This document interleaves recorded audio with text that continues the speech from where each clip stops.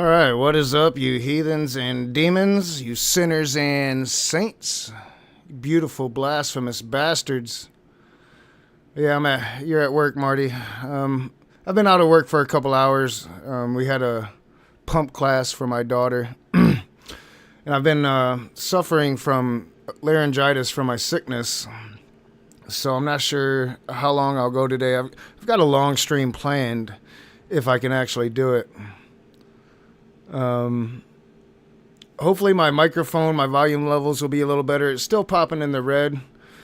Excuse me. I turned it down considerably, and I'm trying to keep it a little bit away from my mouth. So hopefully it won't be blasting in your ears, more on level with what I'm watching. But every playback I'll get closer to where I want to be. Yeah, it kind of blows my mind that I'm wondering if the setting in my computer that I found was there all along. Because, man, I can really get my volume levels really, really high to where I couldn't before. So, yeah, dealing with this laryngitis, got something that I kind of want to talk about. It's been kind of like brewing in my mind for a while. And I'm not really sure if or how it's affected me, and that's the concept of political terror, right? So, for people that don't know, I'm pretty open about it. My daughter is on Medicaid. I'm a poor person. I think I probably just barely qualify for it. And I'm really scared that she's going to lose her insurance. And the big beautiful bill, the wretched, ugly bill, has only made that worse. And it's a fear that I've constantly lived in. I think it's a fear that you live in if your kid has a serious medical condition and you're on a state insurance. It's the only help that I get from the state. I could probably get a lot more help than I get, but I was raised in the South. I was raised with that, pull yourself up by your bootstraps mentality. I really try to get the least amount of help that I need. But my kid's insurance is something that I have to have. And since the bill, we know like next year, my wife has stage 4 cancer. We are scared shitless. Knowing that next year it's really going to take effect, but also understanding government and how even like a purple state like Michigan, Democratic governor, pretty much a Republican legislature, are going to start like getting in line with that. Right. And this is political terror. This is, when you say you're going to tear down Obamacare, and our criticism is, where's your backup plan? Like if you're, it's fine if you want to redo healthcare. That's what Obamacare did, was redo healthcare. But you have to have a plan in place outside of go back to the failed system from before. And essentially there was no plan in place for any of these people that are going to lose their Medicaid. And this is political terror. This is using politics to terrorize your population.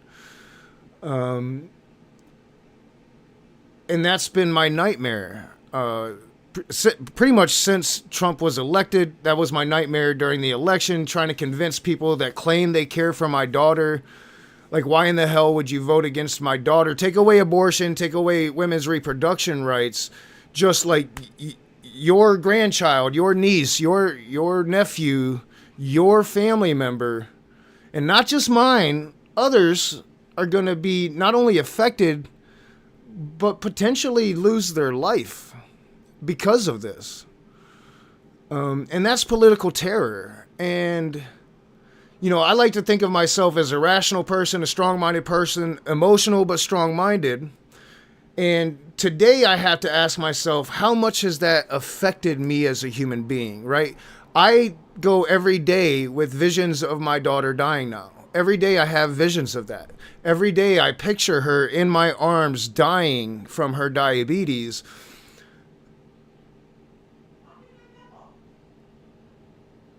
I don't know what's going on downstairs. Somebody's being loud. And it's just, it's political terror.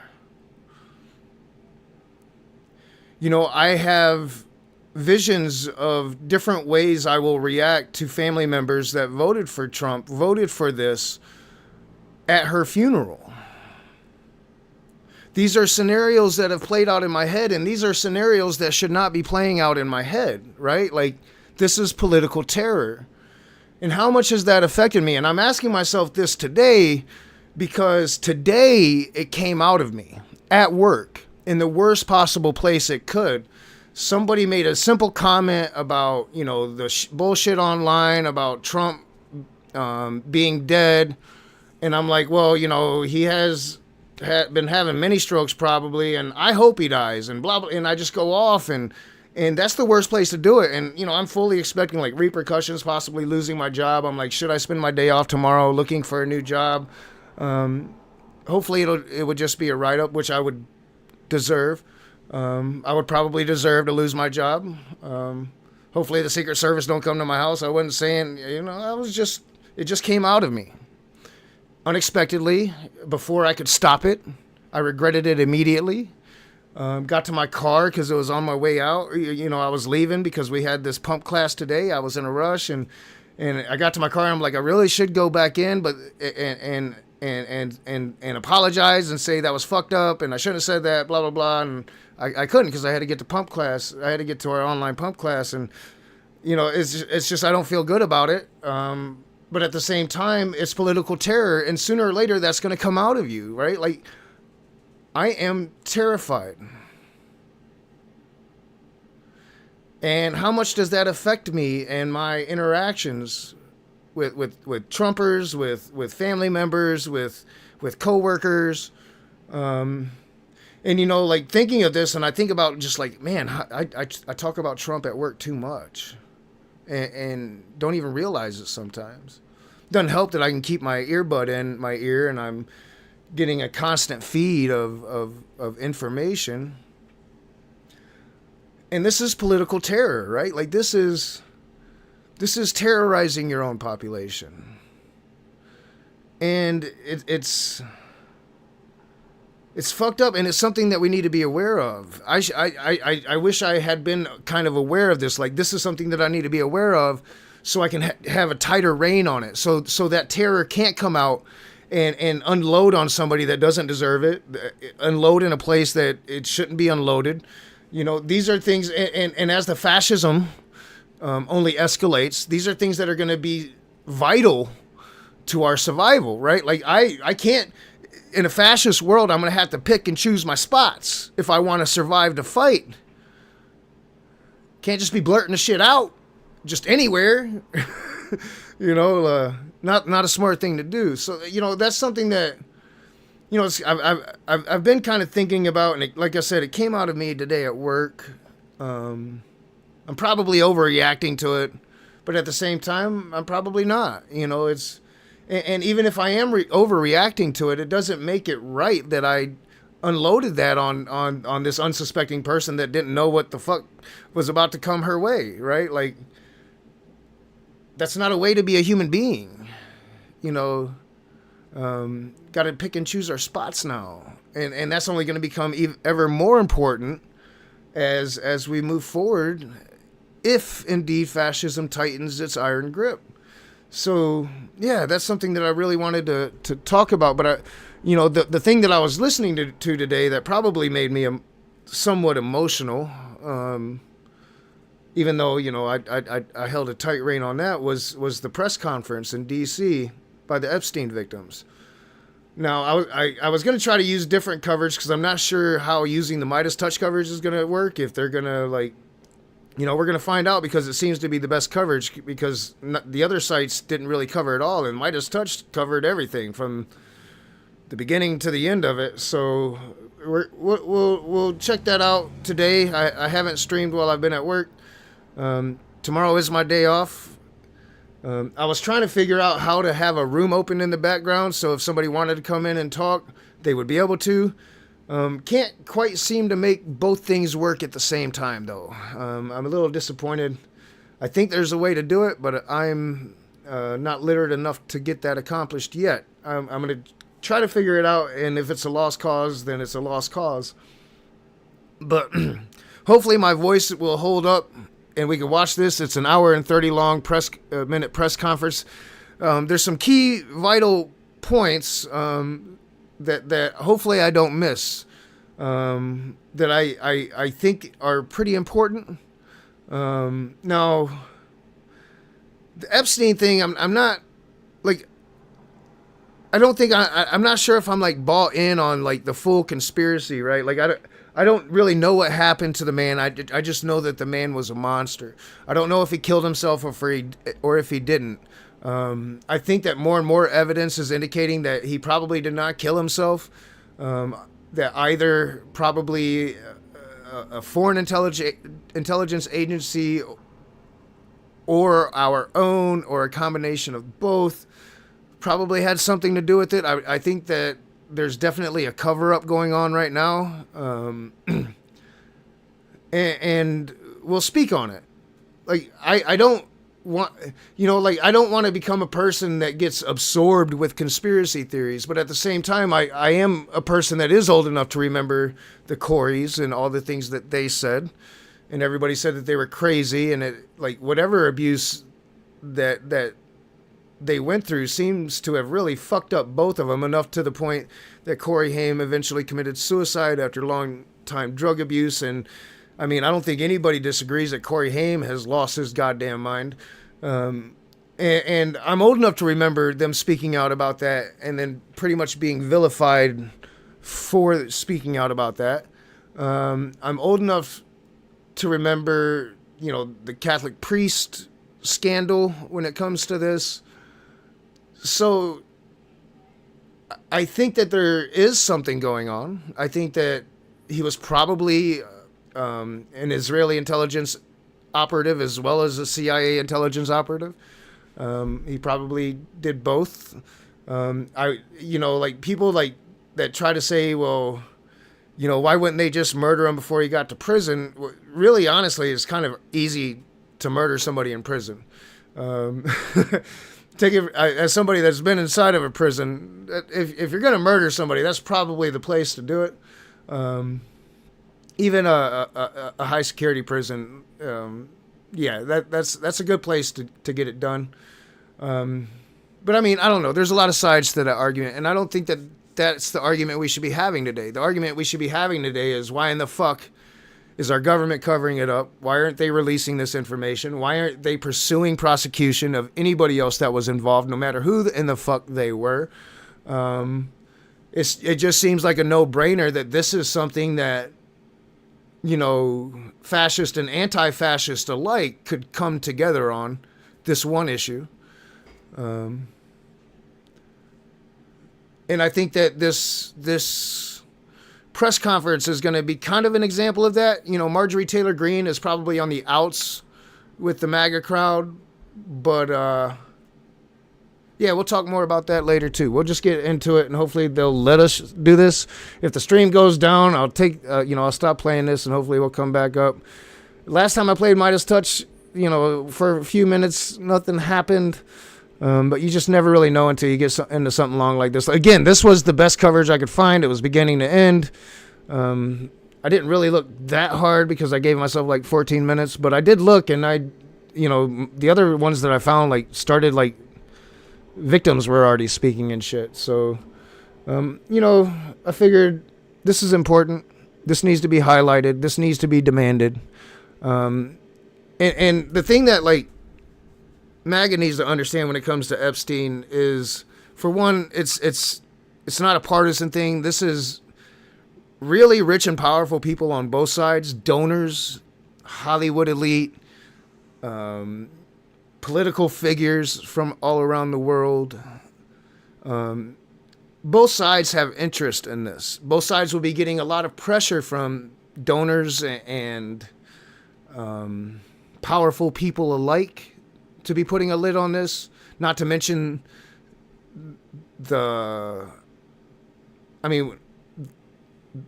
without a doubt, President Trump is using the full extent of all the presidential power he's grabbed to put a lid on this. And in fact, you will hear during this, if we're able to get far enough, the jets flying overhead, that it is being reported. I'm not sure how true the reports are that President Trump ordered those jets to fly over just to distract this press conference, which, if true, I don't know if it's true, if true, is probably the most dick move ever by the history of anybody on the entire planet. Without a doubt. Without a doubt. If that's true, that's just the dickest of dick moves ever. But we'll check this out because I thought this was important. Have some silence. And if folks could just please calm down. People can speak when members of Congress are speaking. I just want to make sure that the victims and survivors are going to be heard today. I want to begin by thanking Brittany Henderson and Brad Edwards for their tireless work in the pursuit of justice. And I want to thank Sarah Drury on my team for working with them. Above all, I want to thank the survivors who are here today, whose courage and strength have brought us to this moment. I guess real quick, I should probably say hello to you guys, the chat. What's up, Marty? What's up, Kent Hovind CPA? Rude Eye 123. I need my glasses. They're down. I keep them in my car because I really need them for driving. But now that I'm doing this YouTube thing again, and my eyesight's gotten considerably worse, I probably need to have them up here as well. Answers in Stoicism. What's up? Yeah. How are you doing? Anybody that's going to join? Anybody that's going to watch the playback? Again, I don't really expect this channel to ever really grow again. I'm in algorithm hell. Hopefully people that used to watch hears that I'm not the drunken buffoon I used to be. And maybe we can pick some people up to bring it to the new channel when we go. But essentially I want to kind of play around until I'm ready to create that new channel. I want to play with things, try to really make a good show. But right now we're just in a let's review whatever's out there stage and open room stage. But eventually I plan on getting back to edited content. Maybe even an emphasis on edited content. I want to thank my co-lead, Congressman What's up, Thomas Puff? Massey, and Congresswoman Marjorie Taylor Greene for standing with survivors here today. Today, as you can see, we're united in restoring trust in government. We're here not as partisans, we're here as patriots. We begin the work of bringing this country together, progressives, independents, moderates, and yes, MAGA supporters, to demand truth and justice. A nation that allows rich and powerful men to traffic and abuse young girls without consequence is a nation that has lost its moral and spiritual core. Americans are asking a very simple question. How is it possible that in the richest, most powerful country in the world, there are corrupt special interest forces, both foreign or domestic, that are preventing the release, that have a stranglehold? All right, so yeah, and for anybody that thinks this is so out of bounds, clearly hasn't read any good espionage novels or even really went into the solid espionage work that went on during the Cold War. Honeypot operations, honeydew, whatever they call them, these are very, very common operations in the intelligence community. So essentially what you're trying to do is trap political enemies, political friends, other powerful people, rivals. You're trying to trap them with their baser instincts, right? And that's the whole problem is is people can talk and walk a fine line, but you catch them in their most basic of basics, and you can usually catch them up. Right, so you'll get somebody really drunk. You'll entice them into really crazy things, and these are like the Diddy freak off parties. This is just like common practice with this shit. It wouldn't really surprise me if it came out like P. Diddy was an intelligence operative. Like, this is just kind of common parlance. If you want to get the rich and powerful, you get them on their baser instincts. And one of those baser instincts when you're the rich and powerful is getting away with it, right? And in order to get away with it, you've got to do something that's pretty fucked up. And unfortunately, I just think that that's a very true thing. And I think that intelligence operatives are very successful in using that against human beings, right? So, like, this is just part of the course. Like, of course, you know, an intelligence operative would have access to be able to somehow get all these funds, somehow be considered experts in areas that they're not experts. They're going to weasel their way into the circles of the most powerful, and they're going to get whatever dirt they can get on those people, usually using drugs, alcohol, and sex. And then if there is this purveyance amongst the powerful to want to go darker and darker and darker, well, then that sex is going to get younger and younger and younger. More wrong and more wrong and more wrong. So this is common parlance, I believe, for intelligence. I mean, honestly, like, if you're not doing this, are you really doing intelligence? But you're going to get caught up. And when you get caught up, then that's when the cover-up begins. Because when you're dealing in young children, it shows the monstrosity of your actual morality, of what you're actually willing to do. You know, you'll do all of these atrocities in the name of freedom, but how far are you willing to take it? And at what point do we then become the bad guy? And then aren't you supposed to be looking out for your citizens? Shouldn't that be like the core tenet of the American government, is to protect their citizens from whomever might be harming them, right? So yeah, like, all around this is just fucked up, and it seems like pretty common sense to me that, yeah, this was probably an intelligence agent that got busted and then got out of it, got a sweetheart deal, got immunity.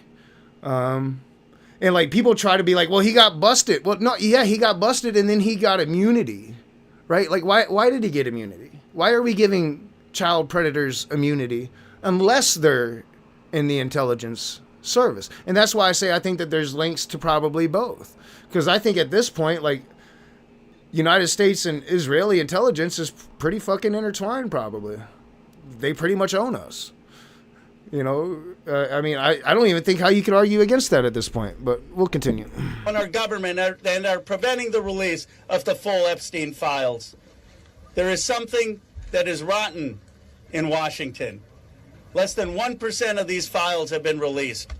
We are demanding today on the discharge petition that all of the files be released.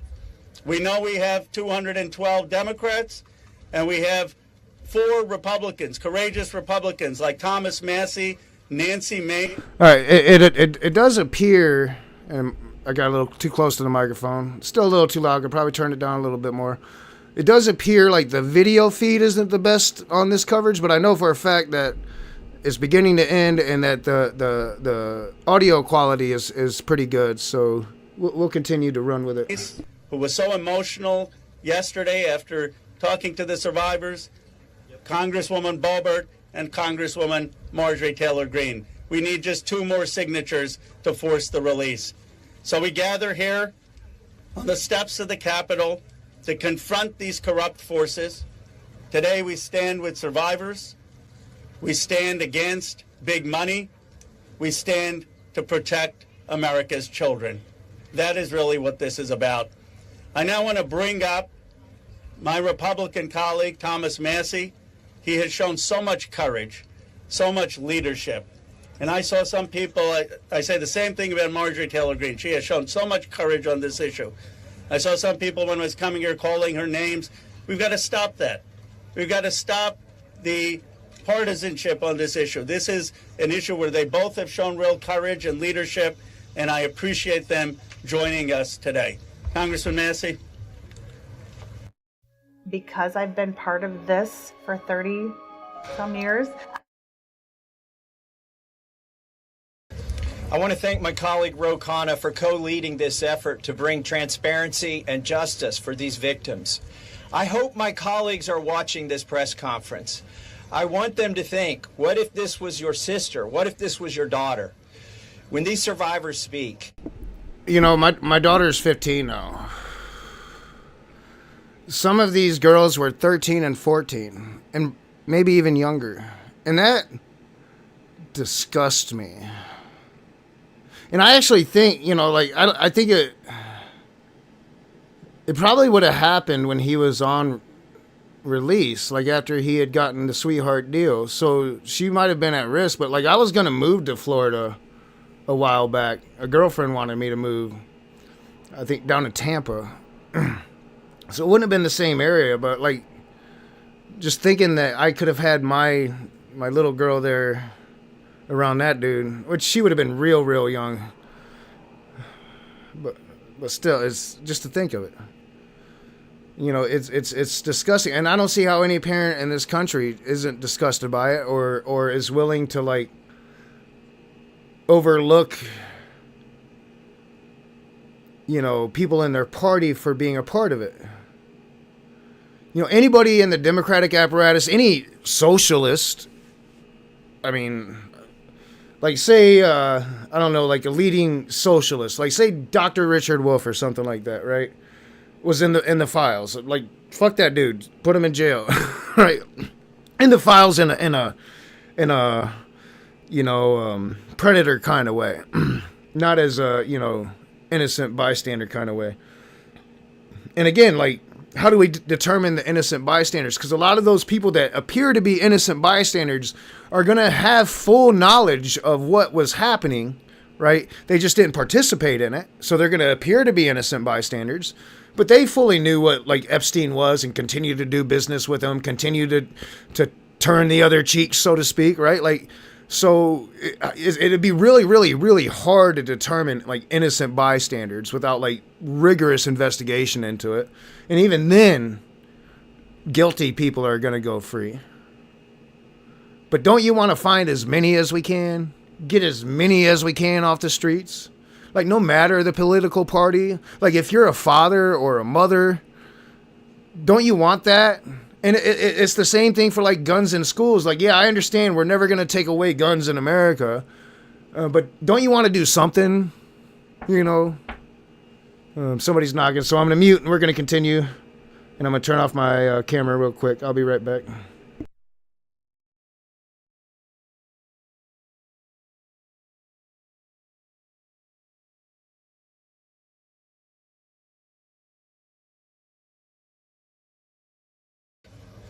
The Washington establishment is asking the American public to believe something that is not believable. They're asking you to believe that two individuals created hundreds of victims and they acted alone, and that the DOJ has no idea of who else might have been involved, that nobody else did anything that rose to a criminal enterprise. The American people know that's not true. Now, the Speaker of the House just offered a fig leaf to my colleagues. They're going to vote on a non-binding resolution today that does absolutely nothing. I appreciate the efforts of my colleague James Comer, who's leading the Oversight Committee. They may find some information, but they're allowing the DOJ to curate all of the information that the DOJ is giving them. If you've looked at the pages they've released so far, they're heavily redacted. Some pages are entirely redacted. And 97% of this is already in the public domain. So I'm calling on my colleagues. I think that there's going to be a very important admission in this, because these people are going to go out of their way to say, or to at least not speak on Trump. But there's going to be a very important admission. But I agree, answers in stoicism. Trump has been Let me get closer. Trump has been inappropriate with prepubescent girls. I wouldn't be shocked at all if the rabbit hole goes deeper. Yeah, exactly. Like Trump might not have. Trump might not have partaken, and he might have. I don't think it's beyond the realm of possibility that Trump was actually a part of it. But even if he wasn't, I think it's pretty clear, like, Trump knew what was going on. They were just too close of friends not to. And at this point, like, everybody knows, both sides know that you're in those files, right? And at this point, like, you've got to know that your loyal cultist, your loyal base, the cult part of MAGA, which is, I think, kind of growing. As MAGA shrinks, the cult part is kind of growing, I think.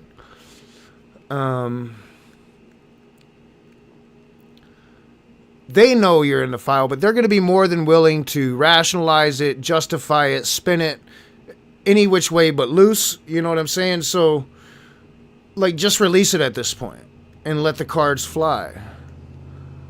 Now, I think that one of the reasons he isn't is because, like, I think he deeply cares about legacy, right? And I think he wants to be known as the man that brought fascism to America. I think he really wants that. That's just, I don't know the man. That's just my speculation, my inference onto him. But I from the sense that I get and what I know about him and what I know about his dad, which, I could know a lot more about all of that. I'm sure there's plenty of people that know a lot more and all of that probably would disagree. But I just think that he wants to be known as a fascist, as the person that brought fascism to America. And I think he thinks that this will tarnish that. I don't think he cares about what his base thinks. I think he cares that history will see him as the pedophile president instead of the fascist president. And I think he knows that his legacy time is coming because I think he knows he's probably dying.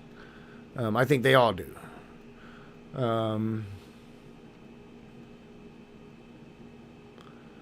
So that's just my speculation. That's just my inner thoughts. That's my thoughts on the matter. No merit, no proof. And I'm probably completely wrong because I think history shows, like, evil people live the longest, especially, like, rich evil people live way longer than you think they're going to. So, like, I fully expect Trump's going to be around to run again in as many elections as he can until he dies. So I think we've got one more Trump election ahead of us. But that's just me. Be one of the next two who sponsors this discharge petition. I think it's shameful that this has been called a hoax. Hopefully today we can clear that up. This is not a hoax. This is real. There are real survivors. There are real victims to this criminal enterprise.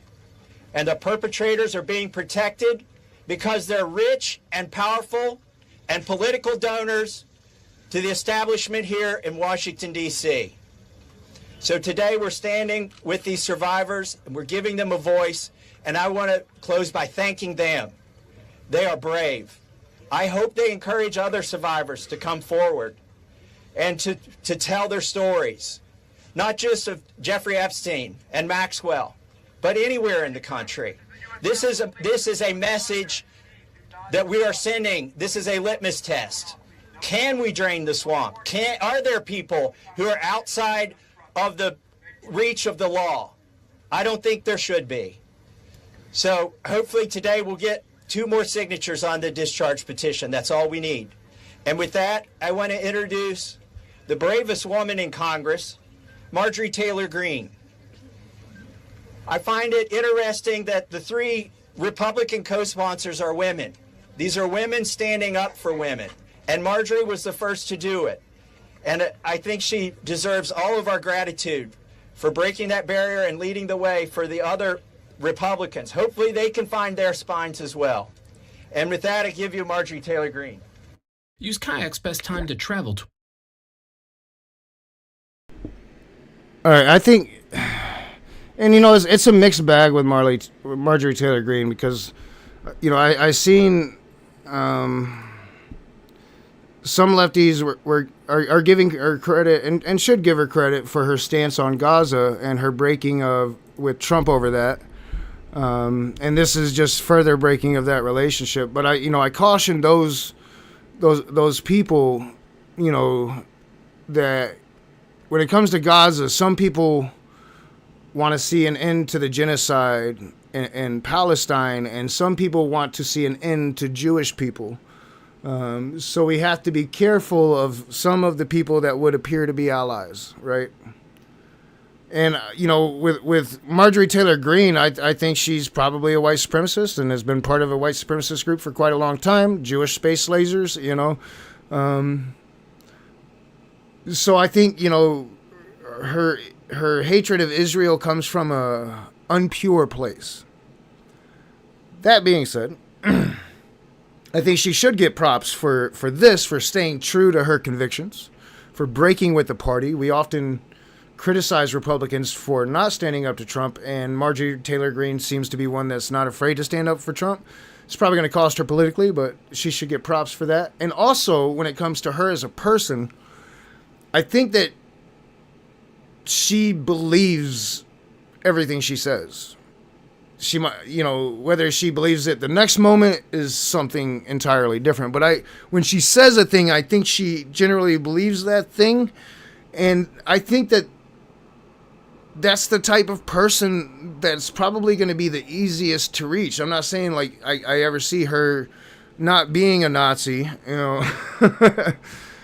only that there's hope for that, and that there's hope that, because I think that people that truly believe lies and propaganda, people that are fed truly just on fear and hatred when it comes to the white supremacy, I think that they can be reached with truth, love, and compassion, right? So, with her, it's a mixed bag with me, and it always has been. I love to make fun of some Marjorie Taylor Greene, but at the same time, I've always thought she's just dumb. She believes she believes the shit she's been told, and now believes that it's her shit that she's telling. And those people I do think can be reached with truth. It's just they have to be slapped in the face with it, and I think she's in a unique position that she is getting slapped in the face with it. I don't think she's getting slapped in the face with the white supremacy part. So if she could start getting some truth bombs on that one, we might be able to take her in from the white supremacy parts of it. But I think she should get props for standing with the victims of Epstein, for staying true to that when so many Republicans have turned coat on that. I mean, that was their issue this last election cycle. It wasn't a Democratic issue.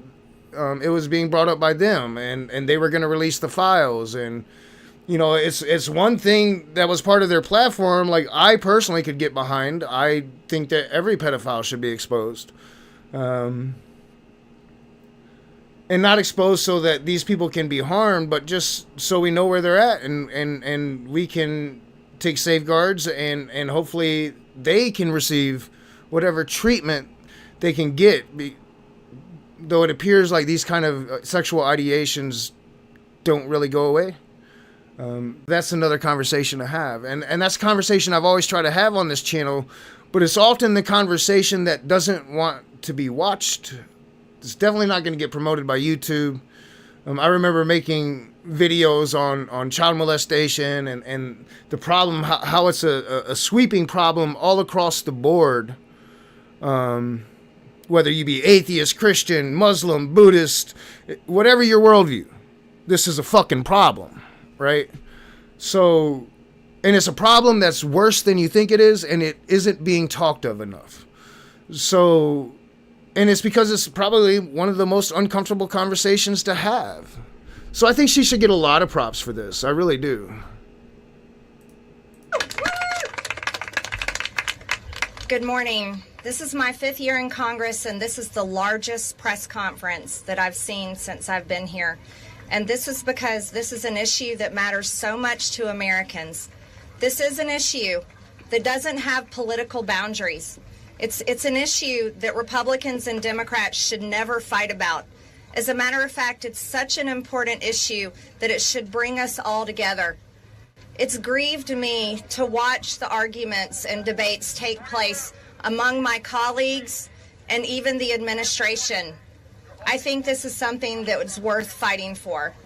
You see, the women behind me are going to tell you stories that you've never heard before. These are unimaginable horrors that they've lived with for their entire lives since they were very, very young. But these are also similar stories that many children, teenagers, women, and even men are enduring nightmares right now as we speak. You see, these women have been fighting since the 1990s. I heard one woman tell us yesterday since 1996. And they have carried with them shame. But I want to tell you something. The shame does not fall on these brave, courageous women. The shame falls on every single person that coldly turned a blind eye to their abuse. The shame falls. And I mean, it's kind of pathetic, you know, that we've been calling for Republicans to call out this admin, call out this president, and the person that does it is Marjorie Taylor fucking Greene. Like, seriously. That is irony, if irony exists, I think. Like, Marjorie Taylor fucking Greene. Falls on every single person that enabled it. The shame falls on every single person that took money to continue it. And the shame falls on the people in power over the past several decades that protected the monster, Jeffrey Epstein, and his cabal that continued a nightmare. Those people deserve the shame. And today we are coming forward and we are going to fight like hell for these women, because we have to fight like hell for those that are enduring sexual abuse and are living in a prison of shame. I actually really like how she uses the president's words there, and I think she uses that, but I think she's doing that on purpose. And again, you know, I can't knock her for this shit. Won't knock her for this shit. Anyone that is being abused, it is not your fault. You should live with no guilt or fear or shame. All of the fault belongs to the evil people that do these things to the innocent. This is the most important fight we can wage here in Congress, is fighting for innocent people that never receive justice. And the women behind me have never received justice. And do you want to know why? It's because Jeffrey Epstein somehow was able to walk among the most rich, powerful people, not only in America, but foreign countries. Yesterday, I heard countries like Saudi Arabia, Russia, and even Israel, and other countries. The truth needs to come out, and the government holds the truth. The cases that are sealed hold the truth. Jeffrey Epstein's estate holds the truth. The FBI, the DOJ, and the CIA holds the truth. And the truth we are demanding come out on behalf of these women, but also as a strong message to every innocent child, teenager, woman, and man that is being held captive in abuse. Yeah, Puff nailed it. Yeah, Marjorie Taylor Greene didn't commit philosophical suicide on this one. Props. Yeah. I mean, got to give it where it's due. Doesn't happen often. Every dog has its day. This should never happen in America, and it should never be a political issue that divides us. And I want to thank Ro Khanna and Thomas Massey for doing something brave, crossing political boundaries for a very important fight. And I'm honored to join both of them. And I'm honored that Nancy...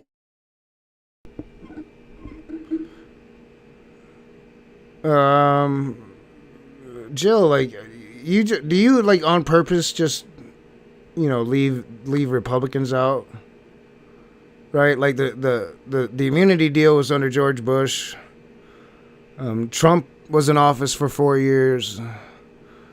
And when it comes to Epstein, actually, I did talk about Epstein quite a bit once I found out about Epstein. For a long time, I didn't know about Epstein because, you know, both Republican and Democratic governments wasn't telling us about Epstein. You wasn't talking about Epstein when you didn't know about Epstein. And now you're sitting, you have been, and I've actively seen you, and you're doing it now, like running smoke screens for pedophiles, Jill. So you have really no moral high ground to sit atop here, which you've never had. But on this issue, my friend, you're kind of more atrocious than usual, and that's really hard for you. Mace and Lauren Boebert signed the discharge petition. Literally, Jill, all the times you've screamed for the Epstein files to be released, for the Democratic pedophiles to be revealed, to see this about face, I have to say, makes you like one of the biggest hypocrites ever. But you always have been, so nothing new to you. Along with myself. And I asked my Republican colleagues not to choose just one path for justice and transparency and accountability, but I asked my Republican colleagues to yeah, I thought the immunity deal was under Bush, Puff. Maybe I'm wrong about that. I'll have to look into it. I've watched a couple documentaries, but, you know, yeah, it's like my focus has always been more on like just the victims of sexual abuse. So when I spoke of Epstein, it was usually in that regard. Back in the day, like, and I'm pretty sure like at this point my edited content should be up. So like you should be able to do a Google of Epstein. I'm sure you'll find something. Maybe not.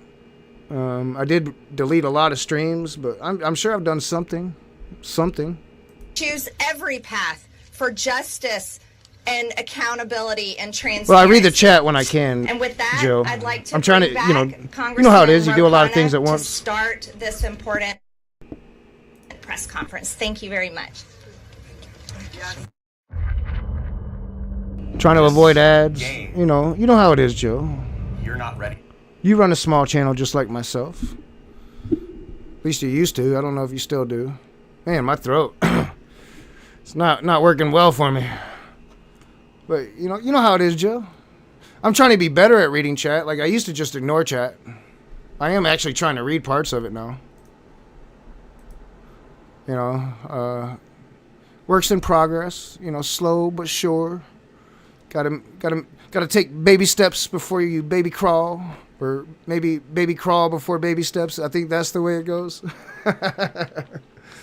Oh, my throat. Ugh. Probably not helping it with a Mountain Dew, but I ran out of Sprite. Probably really need like warm water would probably help. I'm kind of a naturalist in this way as well. Like I really don't like going to doctors, and I don't like taking medication. And if I get like laryngitis, I like to just let my voice come back, and maybe it never will. Maybe it never will. Thank you, Congresswoman Green, for your courage and for being here, and thank you again to Congressman Massey for co-leading it. I now would like to introduce two people who have been fighting this for decades.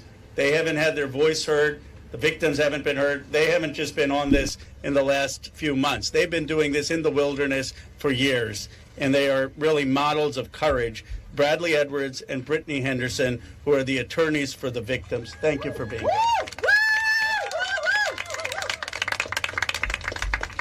All right, so this dude is going to say some important stuff throughout this press conference. Jill, selective chat reading and all, like I haven't seen this, but it wouldn't surprise me if I start seeing Jill talking about the liberal and lies or whatever Jill's going to say. I don't know. But just so he knows, and just so in case he doesn't hear, like, if you actually do care about this issue, this is the lawyer that's been on the case for 20 years. This is the guy that knows all the information and wants the government to share all of that information that he's seen with us, so these victims can find some justice, because these victims don't have justice. Epstein is gone. Maxwell in a prison spa, probably going to catch a pardon for what? Because Trump's not in there. You don't give a pardon for unless you have reason to give a pardon. But, you know, maybe she won't get a pardon. Maybe it's just the prison spa. You know, there's important people out there that maybe somebody, a few people, enough people to disrupt the world economy, maybe. I don't know. Is it worth not disrupting the world economy for these victims to get justice, for pedophiles to not have that power? I don't know. Maybe there's very good reasons why both parties seem not to want to release this list. I just can't think of any reason good enough, personally. Not when it comes to this. And I think I've been fairly consistent on that for the entire time that I've been doing this. You know, again, this was an issue that I've talked about, or at least tried to talk about with people since I've been talking on the internet. Not maybe the specific Epstein, but this issue, sexual violence, sexual molestation. It's very dominant. Usually it happens in families. So usually most sexual predators are going to prey upon a family member or somebody they know very intimately.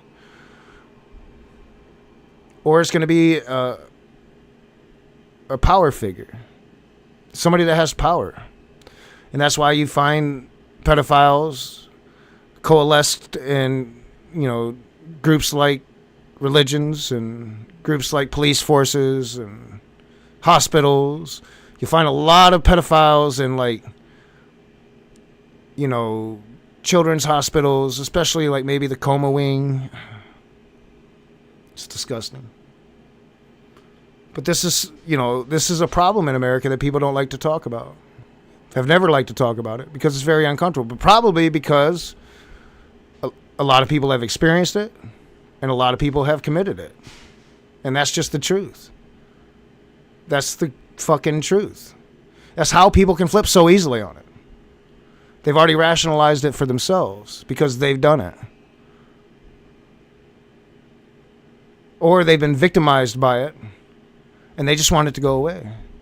Or they want the opposite of that. They want it to all come out. You know, it's people deal with trauma in very different ways. The trick is to try to get the information out so people, because that's the only way you're going to know how to stop it.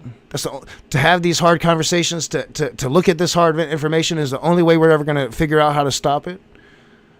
People being honest about the abuse they've received and the abuse that they've delivered is going to be very necessary to stopping it. This is a fucked up issue. And then if people of great, vast power, one second, are utilizing their power to commit these acts, then those are the people that must be taken out of circulation.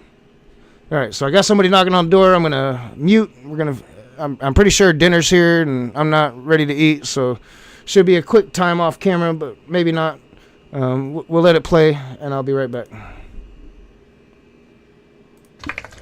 Thank you, Roe and Thomas Massey. I really appreciate you putting forth this discharge petition. It's tough to understand that we have to be here because this doesn't seem like a partisan issue. This is an issue. Sex trafficking and sexual abuse transcends politics. We as Americans expect equal protection under the law, and there can be no doubt that Jeffrey Epstein received far greater protection than any of the victims that he abused for years. In 2008, Courtney Wild walked into my office because she was a part of a federal investigation into Jeffrey Epstein, where all she wanted was the government to talk to her. Little did she know the government had worked out a secret immunity deal for Jeffrey Epstein, and we had to file Jane Doe's versus United States of America to prove that Jeffrey Epstein worked out an illegal non-prosecution agreement with the government. That was 2008. It took us 10 years battling the government pro bono for the judge to ultimately determine that the victims' rights were violated. The government has mistreated them after Jeffrey Epstein mistreated them. We then filed civil lawsuits against Ghislaine Maxwell, which has resulted in her being in prison. Our civil lawsuits led to her prosecution.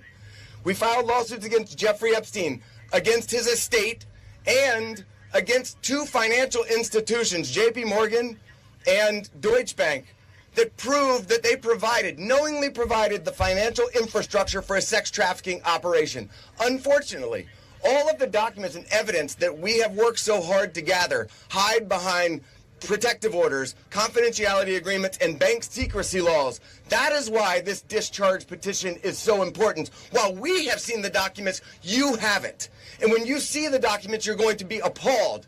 And the American people deserve to see everything. When you sign this discharge petition, it should mean nothing is off limits. That means the documents in the possession of the CIA should be made available. Those in the possession of the FBI going back decades should be made available. The SEC, financial records in the possession of FinCEN should be made available. Everybody knows that evil flourishes in the darkness. Corruption flourishes in secrecy. It is time right now to make a difference for the women that are behind me right now. They have been courageous and fought through this whole thing. Whether you're a Republican or you're a Democrat, this one is an easy call. You're an American who cares about equal rights and equal protection under the law. If you care about these women, if you care about our country, and you care about this issue, this should pass with flying colors. I really appreciate everybody being here.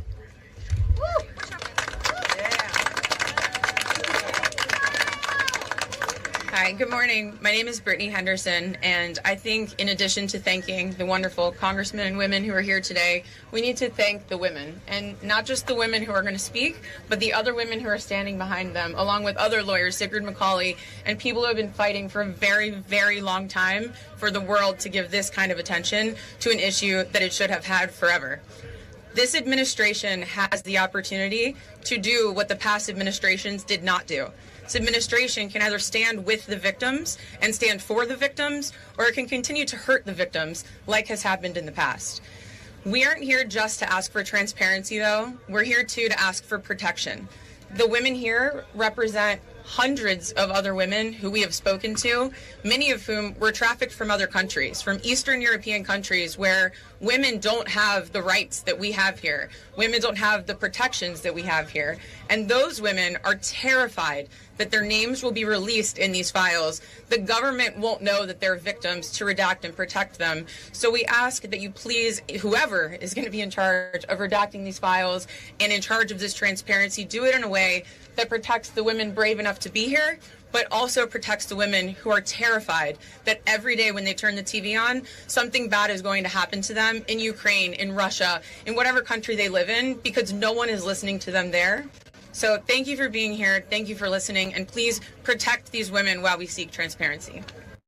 All right, 1 second. I'll have my camera back on. Get through this ad. Yeah, so that's like vitally important. Let me get my camera back on. That's one thing that I have kind of looked into back in the day in my research into sex trafficking, child trafficking. I really try to make it an issue back in the Seeing Red days, especially.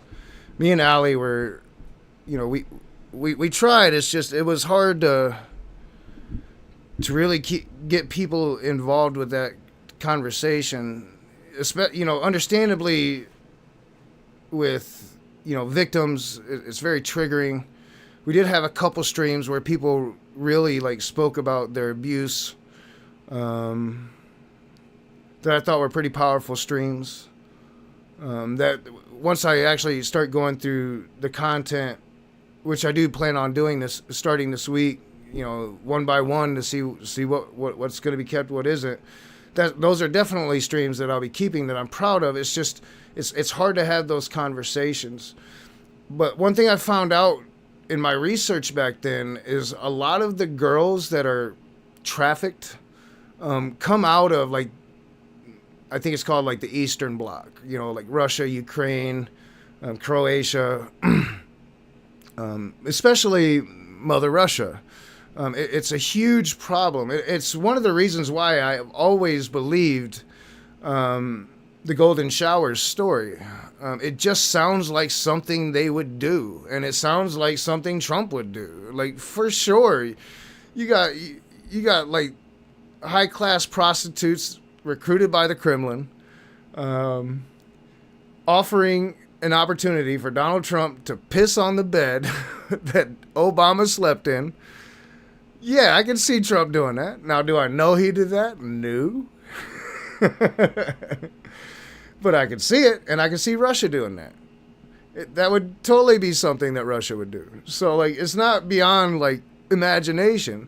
And the reason I can see that is because I had done that research. And anybody that does this research, it's fairly apparent. Like, I mean, a lot of, like, the sex trafficking that happens around the world comes out of Russia. I mean, that's just fucking fact. At least it was back when I was doing my research. Maybe the facts have changed.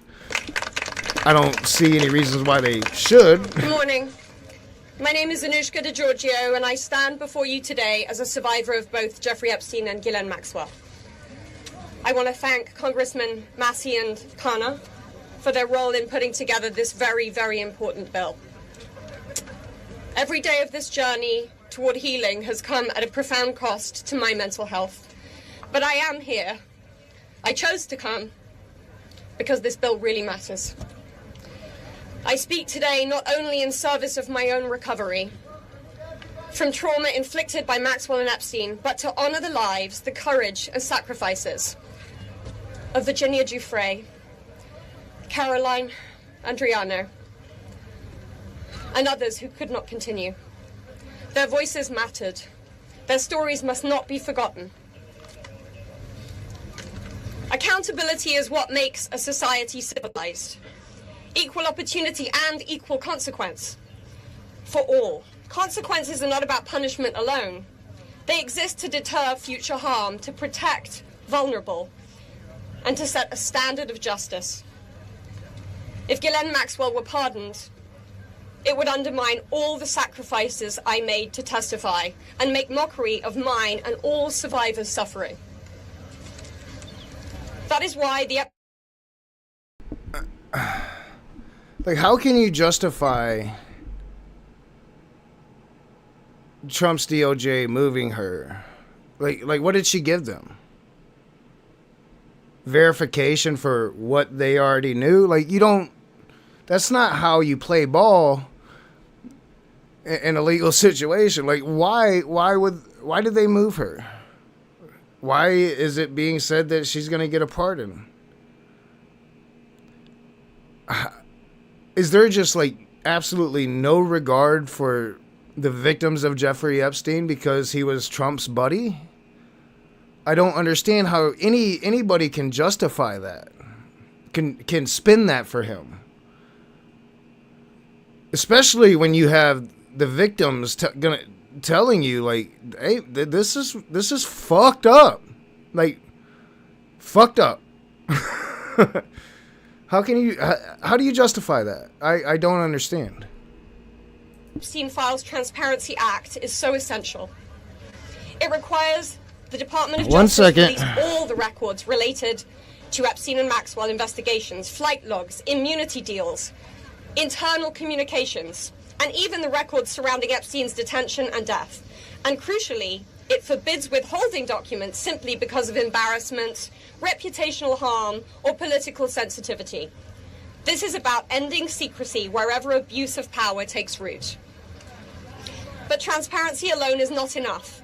Survivors need protection, resources, and legal support. If this Congress is serious about justice, then let this moment also affirm your commitment to provide victims with the legal aid they need to confront abusers, to navigate complex systems, and to reclaim their power. Transparency must be matched by support, or else too many victims will remain silent out of fear and lack of access. The statistics demand action. Nearly 1 in 5 women in America will experience rape or attempted rape in her lifetime. Every 74 seconds, someone is sexually assaulted. Every 9 minutes, that person is a child. These are not numbers, they are people. They are your daughters, your sons, your constituents, your friends. Statistically, 1 in 5 of your families will face this nightmare. The days of sweeping this under the rug are over. We, the survivors, say no more. And the thing about that statistic is the numbers are probably actually much higher than that. Trauma is a very hard thing to think about. Often you rationalize it with self-guilt. It's something that you did. It's something that you could have avoided. It's something that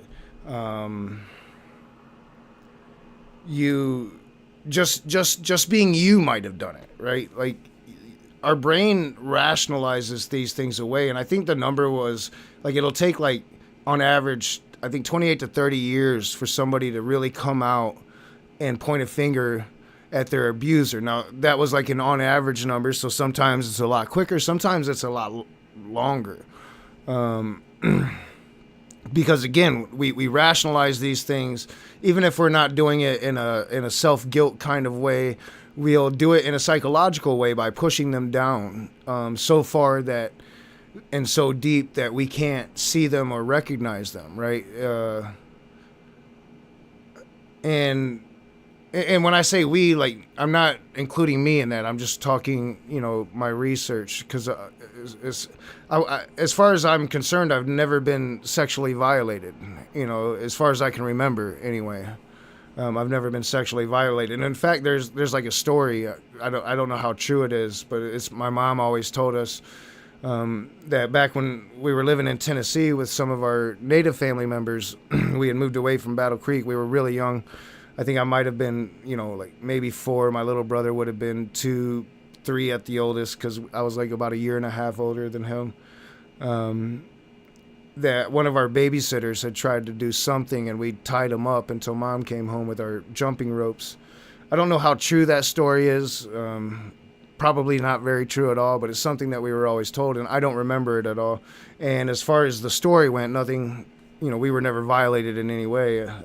I think I kicked him in his balls or something, and we tied him up. But as far as I can remember, like even in my prison days, I was never really fucked with like that. And most people aren't. Prison's it's a different kind of animal. Like if you haven't been in there, it's really hard to understand. You're kind of like animalistic instincts, so people pick up what you're putting out. I don't know. It's hard to explain. So yeah, it's just not something I've ever experienced, but it's so dominant in society that I think it's probably a lot worse. I think that I'm probably one of the very lucky ones that hasn't experienced it in some way or another. And I think the numbers are skewed, especially when it comes to men being sexually abused, because men, we don't talk about it at all, right? Like men will not talk about this at all. Like it would probably be hard for most men to talk about that ever. So yeah, I think that the numbers are probably a lot worse than what the actual statistics say. And again, most sexual abuse happens by a family member or some person with an authoritative link to the family. It's usually somebody the victim knows or the survivor knows. And that's the hardest thing of all, because then inter-family dynamics often becomes involved, a lot of denialism, a lot of blaming of the victim, of the survivor. So yeah, I mean, it's a really hard issue to tackle. I I want to help create a world where survivors of sexual abuse and abuse of power can come forward safely. And I ask Congress to join me in that effort, not only by passing this bill, but by ensuring that those who step forward have legal support to face their abusers and see justice done. I haven't been to the grocery store in months because this delivery service offers hundreds of high-quality... Yeah, I'm hoping like maybe next week I'm going to get YouTube Premium, so we won't be dealing with these ads for too long. Hopefully by next week my voice will be back. That would be really when great. Judge Berman gave that would be awesome if my voice could come back. Epstein survivors the chance to finally speak, the world listened. After so many years, survivors were heard. That moment was historic. And so is this moment. For me, the turning point was when I had my daughter. And on the day she was born, I knew I had a responsibility to protect her and to protect all children. I have to use my voice, the voice that had been silenced by fear and shame for so many years. Make no mistake, my polished exterior is a shield hiding a wound that still bleeds. But through this wound, I have found purpose. To be part of lasting change in how we confront exploitation and abuse. And to be clear, the only motive for opposing this bill would be to conceal wrongdoing. You have a choice. Stand with the truth or with the lies. Yeah, I'm thinking about it. Yeah, I don't know. Like, I was so drunk for so long. Even, you know, like pre-alcoholism, I was so drunk. Like, can I even trust my own memory on that? I don't know.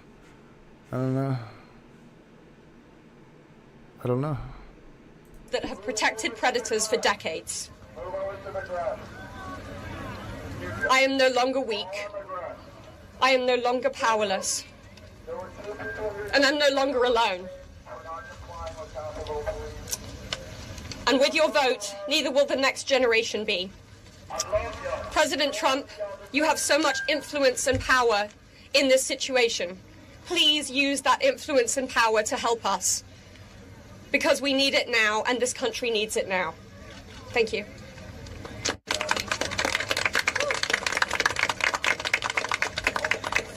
I mean, like, I think even Jill, despite the online trolling that we all experience and we're experiencing now, like deep down, I think Jill is looking at these women. He's like, God damn, I couldn't do that. I couldn't get up there for the whole world to the whole world is going to see this shit, right? Like Epstein is like, the whole world is going to watch this, you know, in some fashion or another, through some medium or another. Like to get up there for the whole world to see you talk about your darkest moment. But now this is your shining moment. This is your justice in a way, although it's a long way from actual justice. But the turnabout from survivor to hero, you know, because Jill, he could never do this. He could chirp, but he could never do this. The bravery, the fortitude,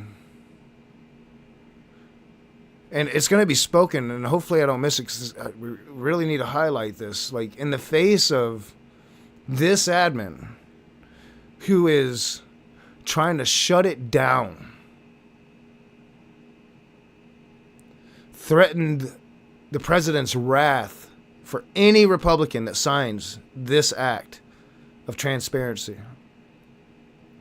And reportedly, again, I'm not positive on how true this is, but if it is true, the most dick moves of dick moves ever, ordered a flyover to disrupt the victims of his best friend, Jeffrey Epstein.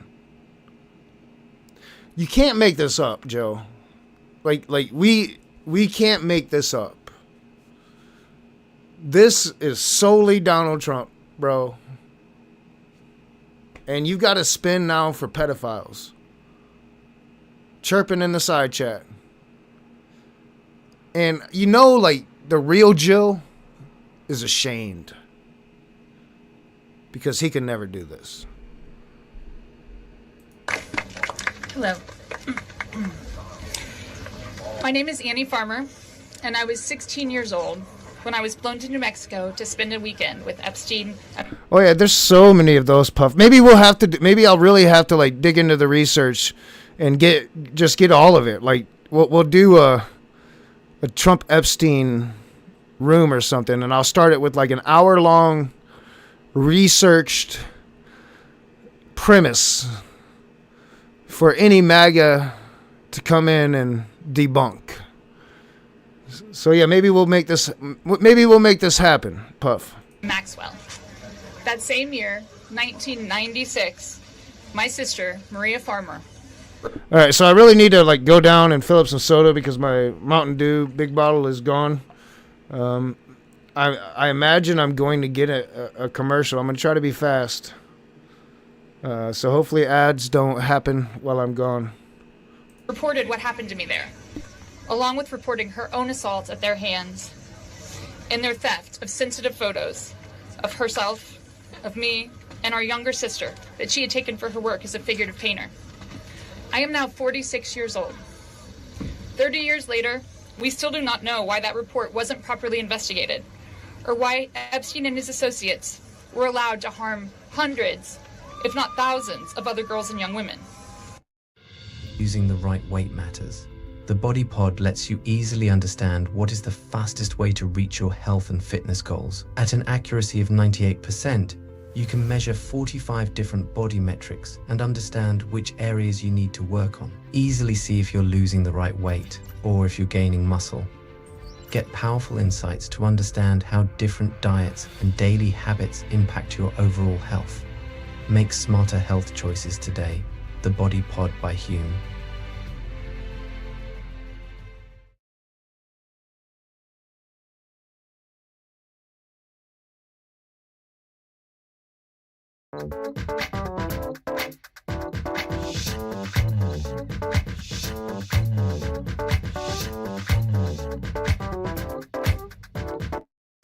We have never been told whether those images were found when they discovered a large amount of child sexual abuse material on his property.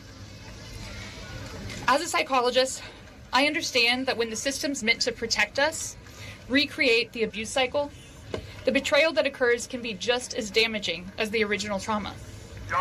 This happens when survivors... Yeah, that's got to be one of the things I really work on is drinking more water, getting away from the carbohydrated beverages chock full of corn syrup. It is on the list, but it is like one of the things that when I do try to quit it, it's hard. I think it's another hard conversation to have. People are starting to have it, thankfully, but like America, and I don't know how it is in the rest of the world, but our addiction to corn syrup. You try to quit drinking soda, the headache always drives me back. But I'd hate to be a type 2. I don't know though. I guess it would make me and my daughter needle buddies. Although my daughter is going to probably be on a pump soon, hopefully. Survivors of these crimes are not believed, when our well-being is not weighed as heavily as those who have more resources or more privilege, and when perpetrators of these crimes are given a platform rather than the survivors of them. And yeah, soda's definitely become like my replacement for liquor. And the dog just came in, so my door is open. It's going to kind of bother my OCD. But my daughter's actually in here with her earbuds in behind my backdrop there, so the dog is obsessed with my daughter. It's been really weird. It's a really weird thing.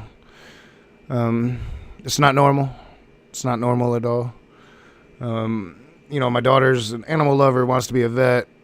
Always has this like kind of karmic thing with animals, but this relationship is something beyond that. It was immediate the moment we came here, so yeah, kind of weird. The dog wanted in and the dog got in. So For so many years, it felt like Epstein's criminal behavior was an open secret. Not only did many others participate in the abuse, it is clear that many were aware of his interest in girls and very young women and chose to look the other way because it benefited them to do so.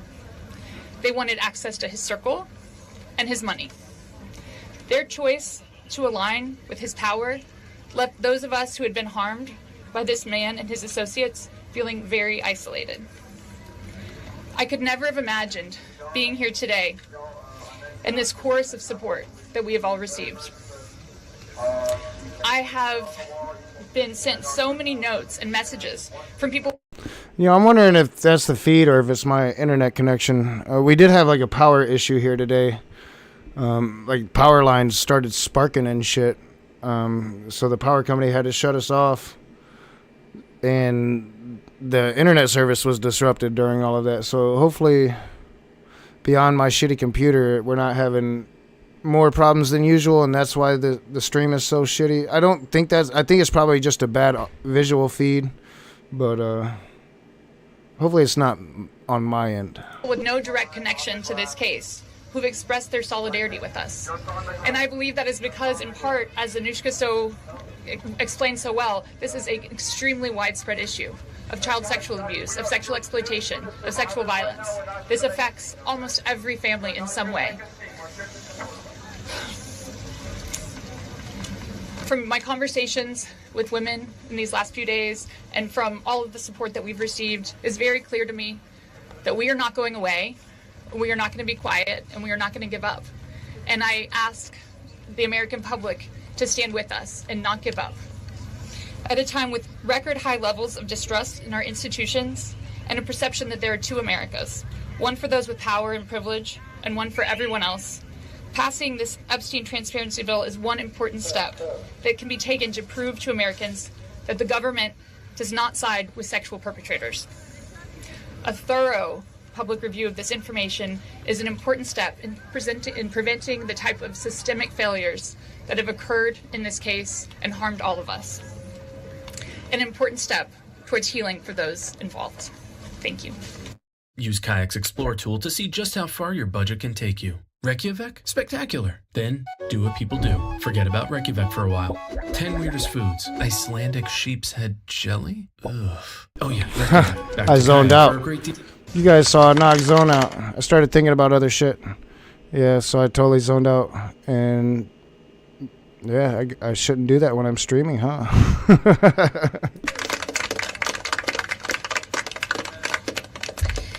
Hello, everyone. I'd like to say thank you, everyone, for being here today on this very powerful and special day for all of us here.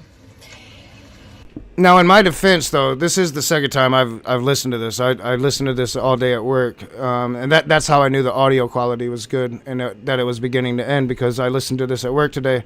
So this is my second time hearing it, but still no excuse. I don't need to be zoning out in streams. My name is Marina Lacerda. I was minor victim 1 in federal indictment of Jeffrey Epstein in New York in 2019. I was one of dozens of girls that I personally know who were forced into Jeffrey's mansion on 9 East 71 Street in New York City when we were just kids. Today is the first time that I ever speak publicly about what happened to me. I never thought that I would find myself here. The only reason that I am here is because it feels like the people who matter in this country finally care about what we have to say. As an immigrant from Brazil, I feel empowered knowing that the little girl struggling to get by at 14 and 15 years old finally has a voice. For the first time, I feel like I matter as an American. I was only 14 years old when I met Jeffrey. It was the summer of high school. I was working 3 jobs to try to support. You know, the thing that I find fucked up is that they all still call him Jeffrey. Now, I don't know if that's something like behind the scenes they've organized. It's a gimmick, so to speak. I don't think it is. I think it comes from a darker place than that. I think he insisted they call him Jeffrey. and that it's just still there all these years later. That's what I think. But I noticed that when I was listening to this earlier, and I've noticed it when I watched documentaries on it. I've watched quite a few now. When I became aware of this, it seems like really fucked up that this guy got away with it for so long. And it wasn't until recently that people speculated about Mossad, about CIA, that oh yeah, that kind of makes sense, because it just blew me away. So I watched a lot of documentaries on it, and they always call him Jeffrey. And, that I admit that could be something that they've discussed, that could be strategy, but I don't think it is. I think it comes from a darker place. I think he made them call him Jeffrey. And that's just kind of speaks to what's being covered up here. To a Trump admin, a Biden admin, another Trump admin, an Obama admin. You can even take it back to the Bush admin and the Clinton admin. All these administrations that just seemed really willing to either let this dude continue as is or covered up what he was. And I think we deserve better than that. This is our government. Those are our papers. And if you have a legitimate, national security concern, then you need to come out and say so. And give us we should have legitimate reason why our papers can't be in our hands. And without legitimate reason, per the Freedom of Information Act, we should have our shit. Simple as that. My mom and my sister, when a friend of mine in the neighborhood told me that I could make $300. Yeah, but Biden did have all the information we want them to release, though, or at least they were gathering it. So, I mean, I'd lump him in there, too. All the administrations. Everybody seems to have a vested interest in keeping these names from the public. It's not one side, but it is now the Trump admin that is, threatening people to keep it out of the public. And I don't think that's been a thing, at least not so brazenly. I think even Jill could admit that, right? To give an older guy a massage. It went from a dream job to the worst nightmare. Jeffrey assistant Leslie Groff would call me and tell me that I needed to be at the house so often that I ended up dropping out of high school before 9th grade. And I never went back. From 14 to 17 years old, I went and worked for Jeffrey instead of receiving an education. Every day I hoped that he would offer me a real job as one of his assistants or something important. I would finally have made it big, as, like we say, the American dream. That day never came. I had no way. Well, I guess, so that's an interesting question, Robin. Why are Republicans protecting Bill Clinton? I don't think they are. I think they're protecting their own. I think that Republicans, like I said, it doesn't even have to be Donald Trump in the file in a guilty way. It just has to be one major donor. That's it. One major donor. Or Israel. AIPAC owns both parties. I mean, I think that's fairly apparent at this point, right? Democrats are supposed to be the anti-war party and usually at least make a stance at it, right? Unless it's Israel. So, I mean, both parties. So, yeah, I mean, they don't have to be protecting Bill Clinton to protect Bill Clinton. But I think that, there is that slim possibility, and I think Bill Clinton is probably the slimmest of these slim possibilities, that he just didn't partake in the rape shit, right? For one, he was president of the United States, and he was quite known for, having his own problem with extramarital affairs. Let's so to speak. He didn't have problems on his own with the extramarital shit. You know what I'm saying? So, I mean, there's that slim possibility that pervert was like, yeah, I got enough perversion over here. I think it's a very slim possibility. But I don't even think it's so much about protecting presidents, although that's probably a consideration. I think it's probably more about protecting donors. But even outside of that, world leader. So the world economy works because we pretty much will it to work, and because a mixture of capitalism, crony capitalism, fascism in certain parts, and a lot of, Middle Eastern oil. So it's very, like, I could see certain people in certain positions, right? Like that people would be really afraid to go against. And I think like a good example of that would be the current admin. It does seem like people tend to die, especially when Trump's president, when it comes to Epstein and people involved with Epstein, victims and other predators alike. And it doesn't just have to be a Trump thing, man. It's people die, People could legitimately be afraid, and that might be something that is spoken of in this press conference. I had no way out. I was, until he finally told me that I was too old. There are many pieces of my story that I can't remember, no matter how hard I try. The constant state of wonder causes me so much fear and so much confusion. My therapist says that my brain is just... I mean, it's fucked up, but it should be common parlance. Anytime you do an Epstein stream nowadays, right? Like, I'm not planning on committing suicide. I'm not planning on dying. If I turn up dead, all of a sudden, question that shit. All right, let's go on. Trying to protect itself, but it's so hard to begin to heal, knowing that there are people out there who know more about my abuse than I do. The worst part is that the government is still in possession right now.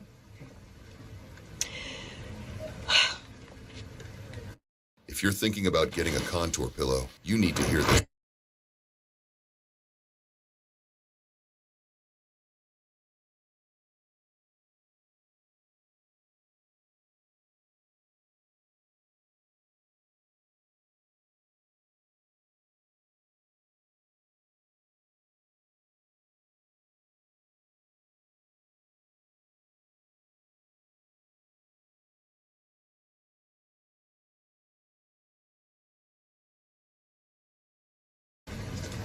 Of the documents and information about the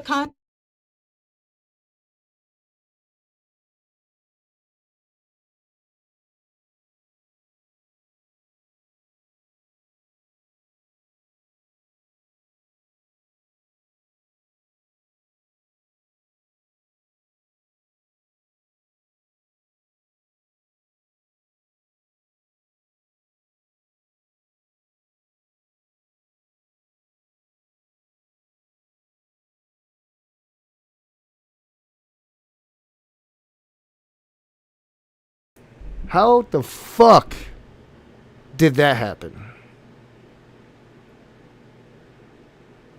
I think my computer's fucking up on me, y'all. Alright. So, I saw that you guys were telling me that I was muted. And I was like, man, I thought I was going to really get through a stream where I didn't do that. And I don't remember fucking up. Like, because I'm aware of what I'm doing now, right? And I'm not... Maybe I fucked up. Maybe I didn't. But no, I didn't. My computer turned me off.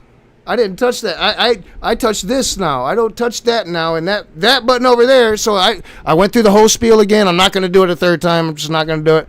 Went through the whole spiel again. Said almost word for word what I said the first time because I actually remembered it this time right. And not going to do it again. Not going to do it again. Yeah, the computer turned it off. I think my computer's fucking up because I didn't do it. Not that time. I thought we were going to get through a whole stream. I figured out what was wrong. Like, I literally, like, all right, fuck, I see it, let's explain it again, and the whole time it was over there. All right, fuck, not gonna do it again. It was brilliant. Not really, I'm just a normal dude, but whatever. That could help me remember and get over all of this maybe and help me heal. They have documents with my name on them that were confiscated from Jeffrey Epstein's house and could help me put the pieces of my own life back together. But I don't have any of That's what, like, at some point, y'all just got to start, like, screaming boomer, right? Like, boomer, boomer, boomer. And eventually I'll see it and I'll be like, yeah, boomer moment. it. And I know the same is true for many of these women.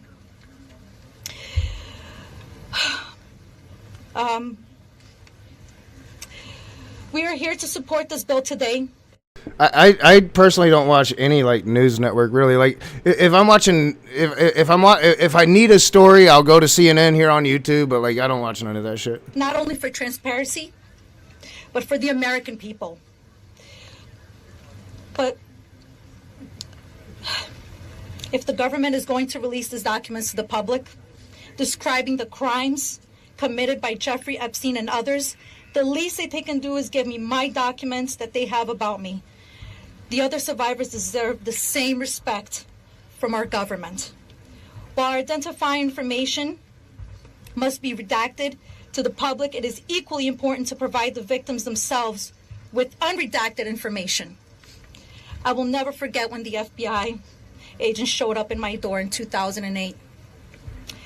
Jeffrey Epstein hired a lawyer to represent me, or more like to represent him, I'd like to say. I couldn't ask any questions, and I had no idea what was going on. That's good, Spooky. I was terrified.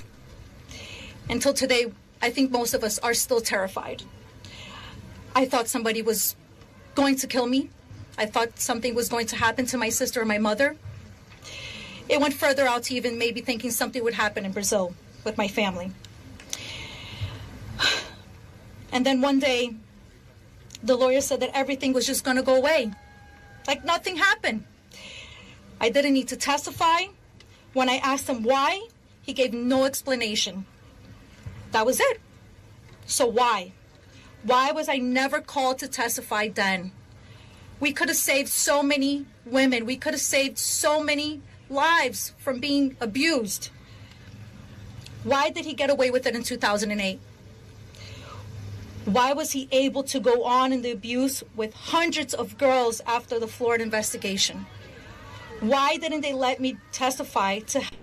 You know, it's funny, like my OBS is telling me I can get like a Star Trek Fleet Command sponsorship. I'm like, yeah, I doubt it. help stop him. Our government could have saved so many women, but Jeffrey Epstein was too important and those women didn't matter. Why? Well, we matter now. We are here today, and we are speaking, and we are not going to stop speaking. Today, I stand here with the women who have really helped me to find the strength to come out and come forward to share my story for the very first time. Together, we are stronger than ever. While she may not be with us, Virginia Roberts, we will... Yeah, like, it's good that... it's good to hear that they see her as a hero. This is speculation, but I bet you most of them don't think she took her own life. I don't know. I don't know the specifics behind her suicide. But I think that this woman is the first one to really express like the terror they felt back then, and they definitely still feel today. You know, for Donald Trump wants to say that there is no cabal, that this is a hoax, but you know, again, I don't think that they're terrified because of a hoax. I don't think that Jeffrey Epstein was allowed to continue because of a hoax, even though they knew. You know, why is Dershowitz on every news channel or given any respect at all for getting Jeffrey Epstein, now the world's most known pedophile, probably? I would think it would be hard to think of another pedophile that would be more known than Jeffrey Epstein at this point.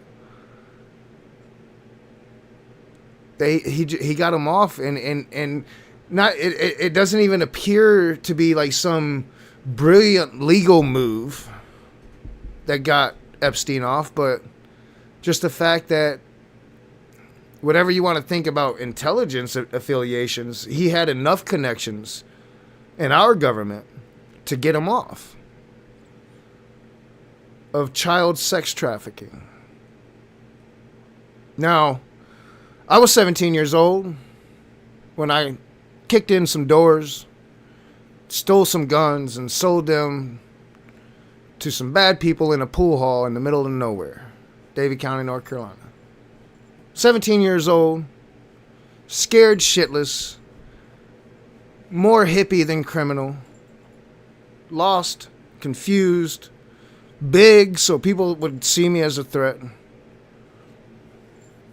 Farm boy, kind of. I mean, I wasn't raised on the farm. I was raised around the farm, so tough, baled hay. So, I mean, no, not a bitch, but scared, terrified. But you know what? You have to lift your chin up, and you have to walk through them gates. You have to walk to that cell. You have to walk to that prison. You have to sleep there. You have to live there. You have to get through that. And you do it the best way you can, but you do it because you was wrong.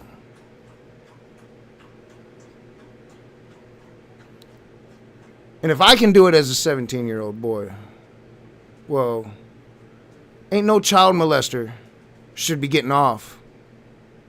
Just not in this country. Not in this world. Not anymore. And it's time for it to stop. Because if I can do it, that motherfucker better get what's coming to him. Continue to use our voices to strengthen yours always. Thank you. Join Planet Fitness today and save.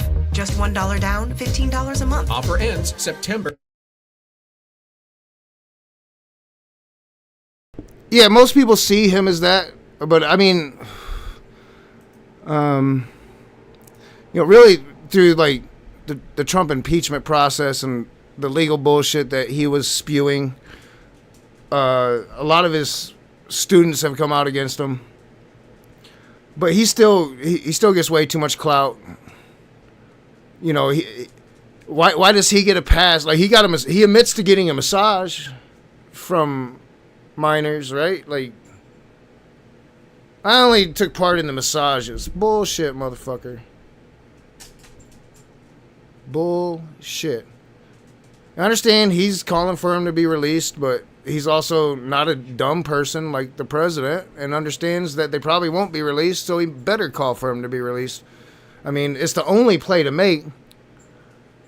It's the only play to make.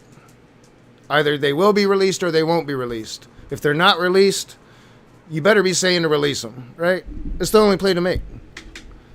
It's just Trump, he's in the position that he can release them, so he's fucked.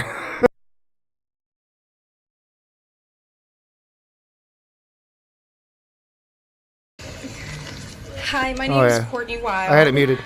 I just wanted to take a second.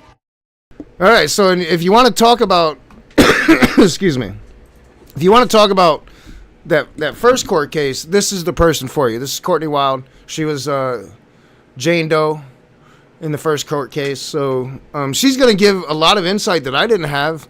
I'm sure she's spoken of this before. I didn't have this information before I heard this earlier today. And just have a moment of silence for all the women survivors that aren't here with us today, that passed away due to anxiety, depression, trying to keep up with this case. A moment of silence, please.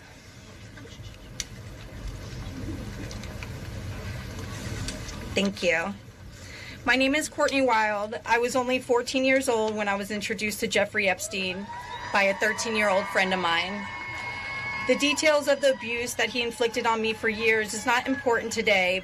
In 2028, I was cooperating with the federal government in the investigation of Jeffrey Epstein. They sent me a letter telling me to be patient because this was going to be a lengthy investigation, but at the same time, they refused to talk to me and tell me what was going on. So I hired an attorney, Brad Edwards. because I was hopeful to get some answers. When I walked into his office at 19 years old, Brad sued the government for refusing to tell me what was going on under the Crime Victims' Rights Act. The only reason anyone ever found out that the government had already given Jeffrey Epstein immunity through the non-prosecution agreement was because our lawsuit forced the government to tell us. Otherwise, nobody would even know that today. Sometimes it's hard to believe that I had to sue the United States just to learn that my abuser was given immunity. I started as Jane Doe, but I decided I was proud enough to take on our country, and I was on the right side of history. We fought the government for 10 years to prove that the government violated our rights as crime victims and the crime victims' rights in order to protect a pedophile. We had to win the 11th Circuit Court Appeals to force the government to turn over thousands of pages of emails between Jeffrey Epstein and the government. Those emails provided the proof that the government worked very hard with Jeffrey Epstein to violate our rights. Why? Why did the government work so hard to protect Jeffrey and not so hard to protect me and my other innocent friends?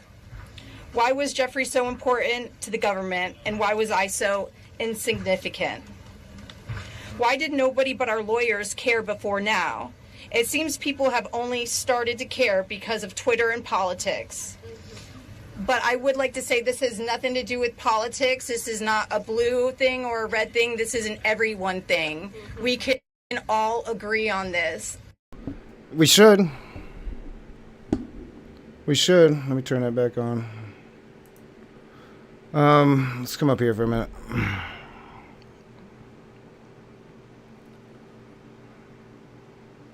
Like, this should be something that we could easily agree on. And, you know, if you want to speak about, like, people distrusting government, people distrusting Democrats, people distrusting Republicans, and you have a government that is clearly allowing a pedophile to prey on children for whatever reason. Now,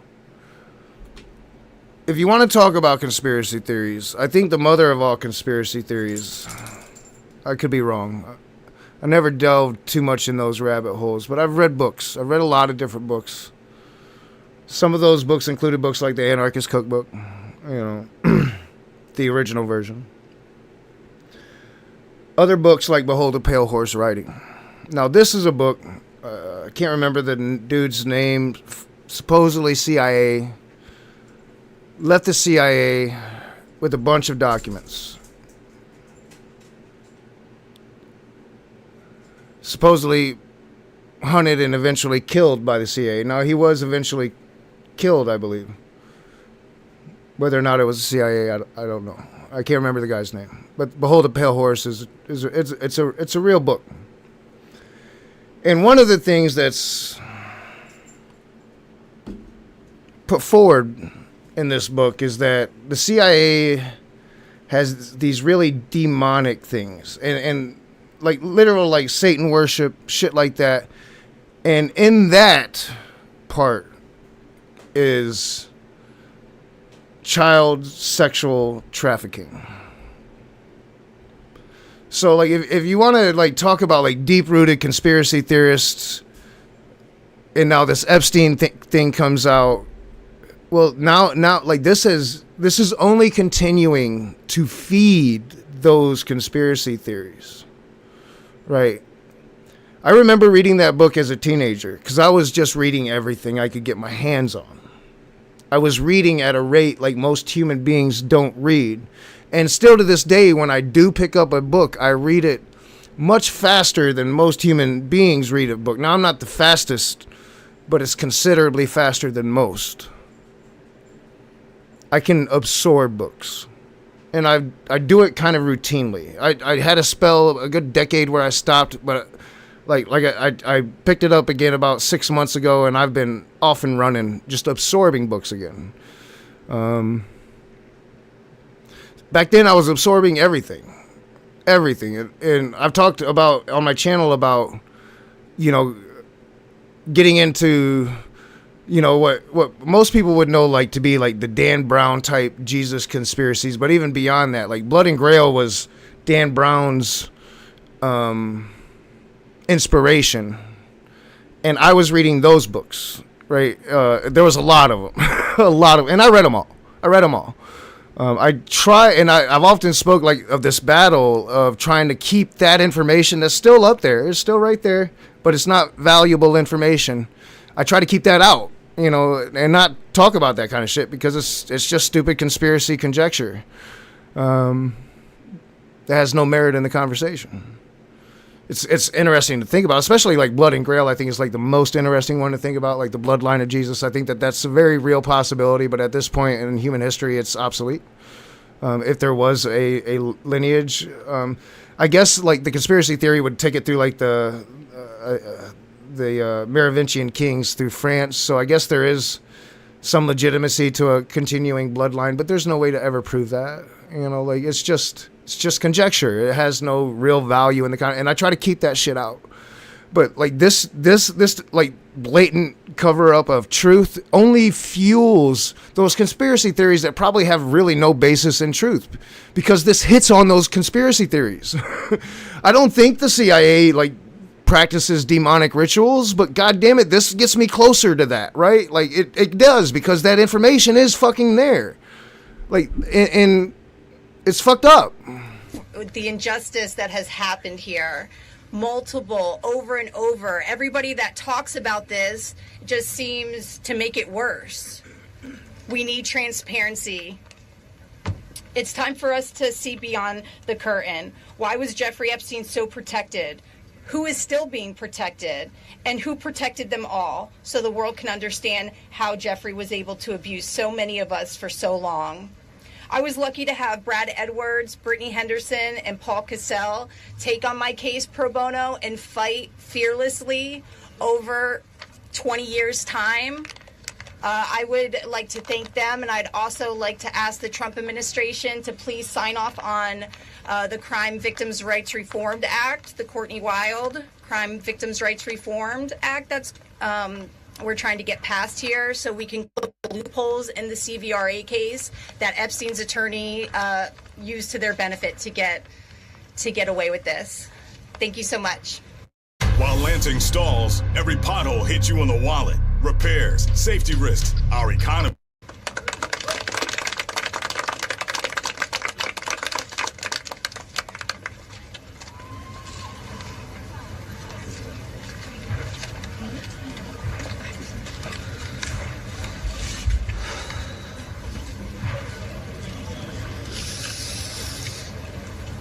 Good morning. First and foremost, we want to extend our deepest gratitude to Brad and Brittany Edwards, Congressman Massey and Kana, and above all, the brave survivors who have entrusted us with the privilege of speaking today on behalf of Virginia. Robert Giuffre, as her family. We are here today because we support. So I really want to look into the circumstances, like, you know, I think it's equally fucked up. Well, it's more fucked up if her life was taken from her. But I could totally see like this just like traumatizing her, and the fact that she was so brave and put herself out there, and she was probably the brunt of the might of the world political pressure coming down on her shoulders, Virginia's shoulders, to stop, right? I'm sure they all felt it in some way or another, but I'm sure she felt it the most because she was the one linked to Prince Andrew. She was the one linked to Bill Clinton, I think. Maybe. I can't remember if Bill Clinton was linked to her. But, you know, she was the one that was really the face of it. She was the one that brought, like, all of these people together. She was their leader, you know. And, I don't know. I wish I could believe in an afterlife. That she could be watching down on the people that continue on her fight. However she went out, you know. I mean, I'm kind of getting a little emotional thinking about it.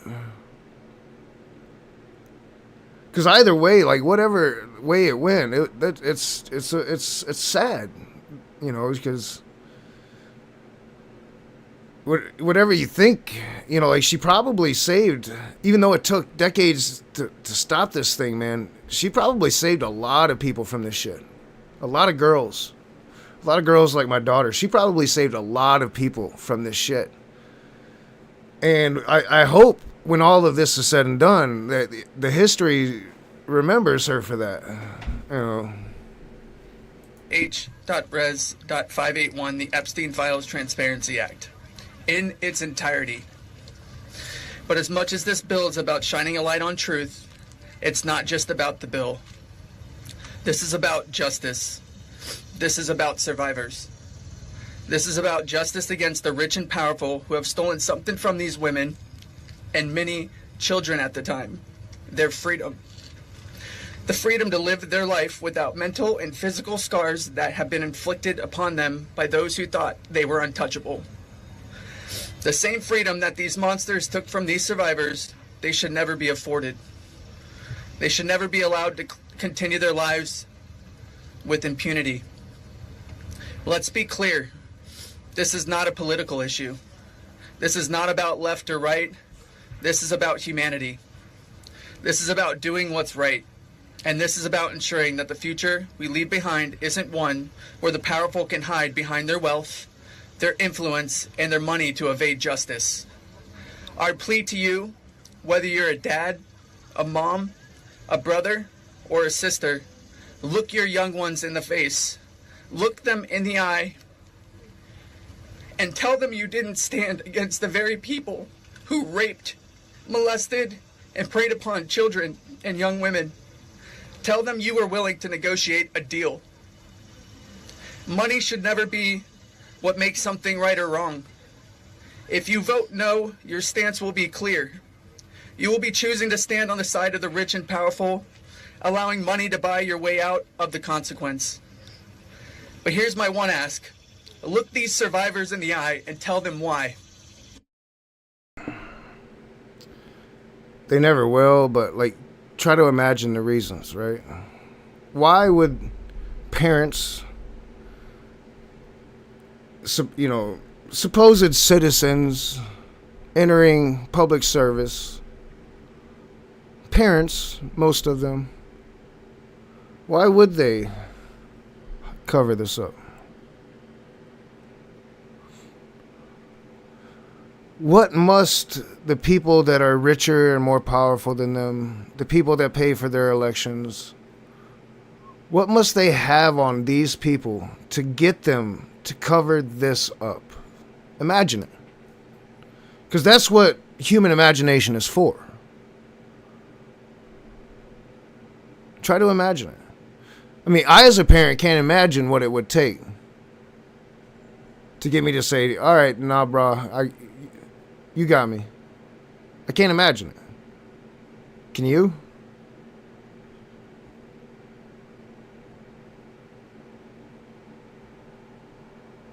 And I think this was voted down today. I haven't seen the official tally, but I don't think we get a Epstein File Transparency Act today.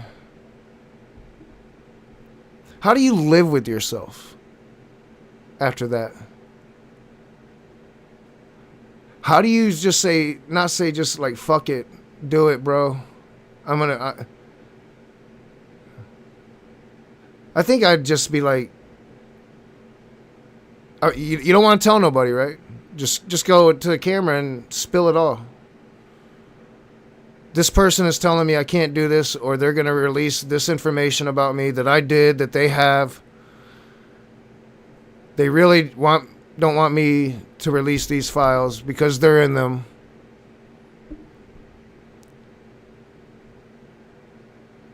How can they live with themselves?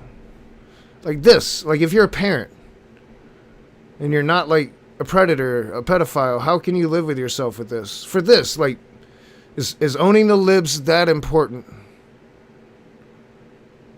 When this was your issue. Then look the people of the United States in the eye and tell them why. And then, when you're alone, look yourself in the mirror and ask yourself why. Virginia said it best, and I quote, "I have physical and mental scars that will never heal. I have memories that will never go away. They say time can heal, but this won't. Not until the justice system makes an example out of these people with so-called privileges. I just call it money. The only time I can begin to heal is when their freedom is taken from them, just like they did to me and literally thousands of other victims. The survivors of this horrific abuse are watching. The American people are watching. And history is watching.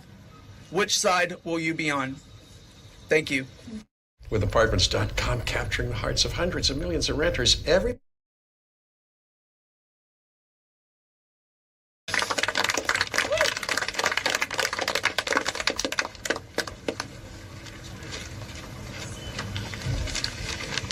Hello.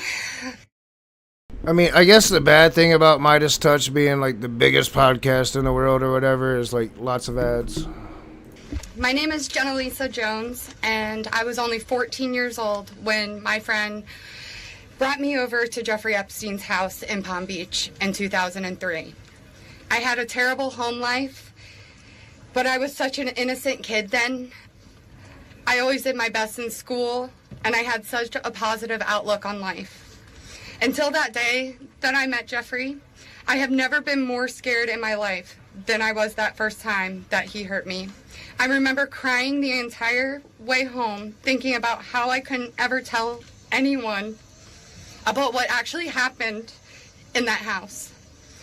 This guy was so rich and had so many pictures with so many famous people, and no one would have ever believed me if I told them.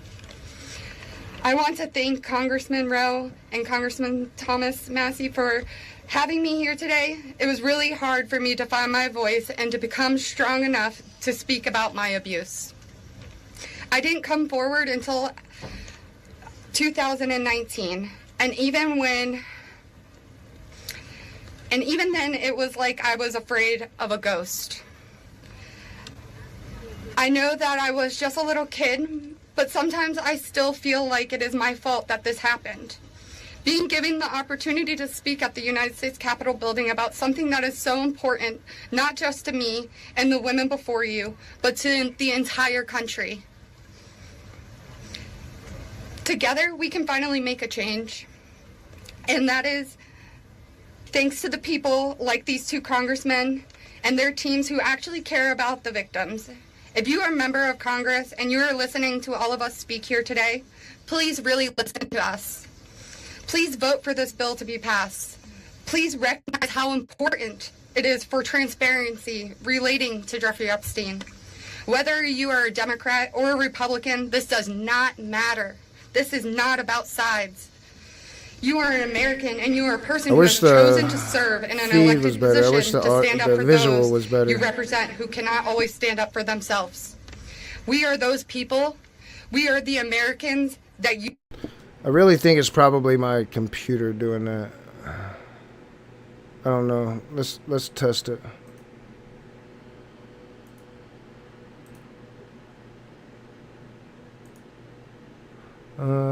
Anything will do. Let's go to Anna Cramling. I love chess. The other night, my family. Yeah, that's clear. That's clear, right? And now that I think about it, all the commercials have been clear.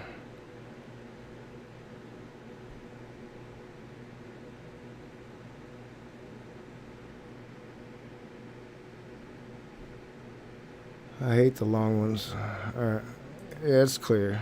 It's just that feed.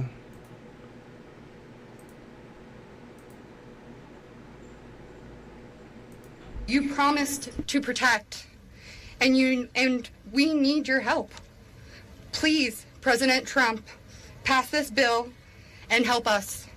Make us feel like our voices are finally being heard. Thank you.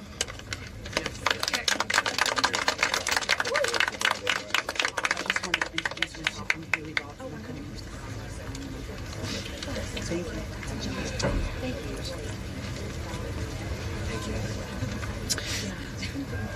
Good afternoon. My name is Haley Robson. If I'm not mistaken, this might be the one that gets the flyover. It happens a couple times. A 16-year-old high school student athlete who made good grades and had high aspirations for college when I was recruited and asked by a classmate of mine alongside with a 20-year-old male if I wanted to give an old rich guy a massage. But what high school girl would not want to do that? That day changed my life forever. And when I got into the massage room, Jeffrey Epstein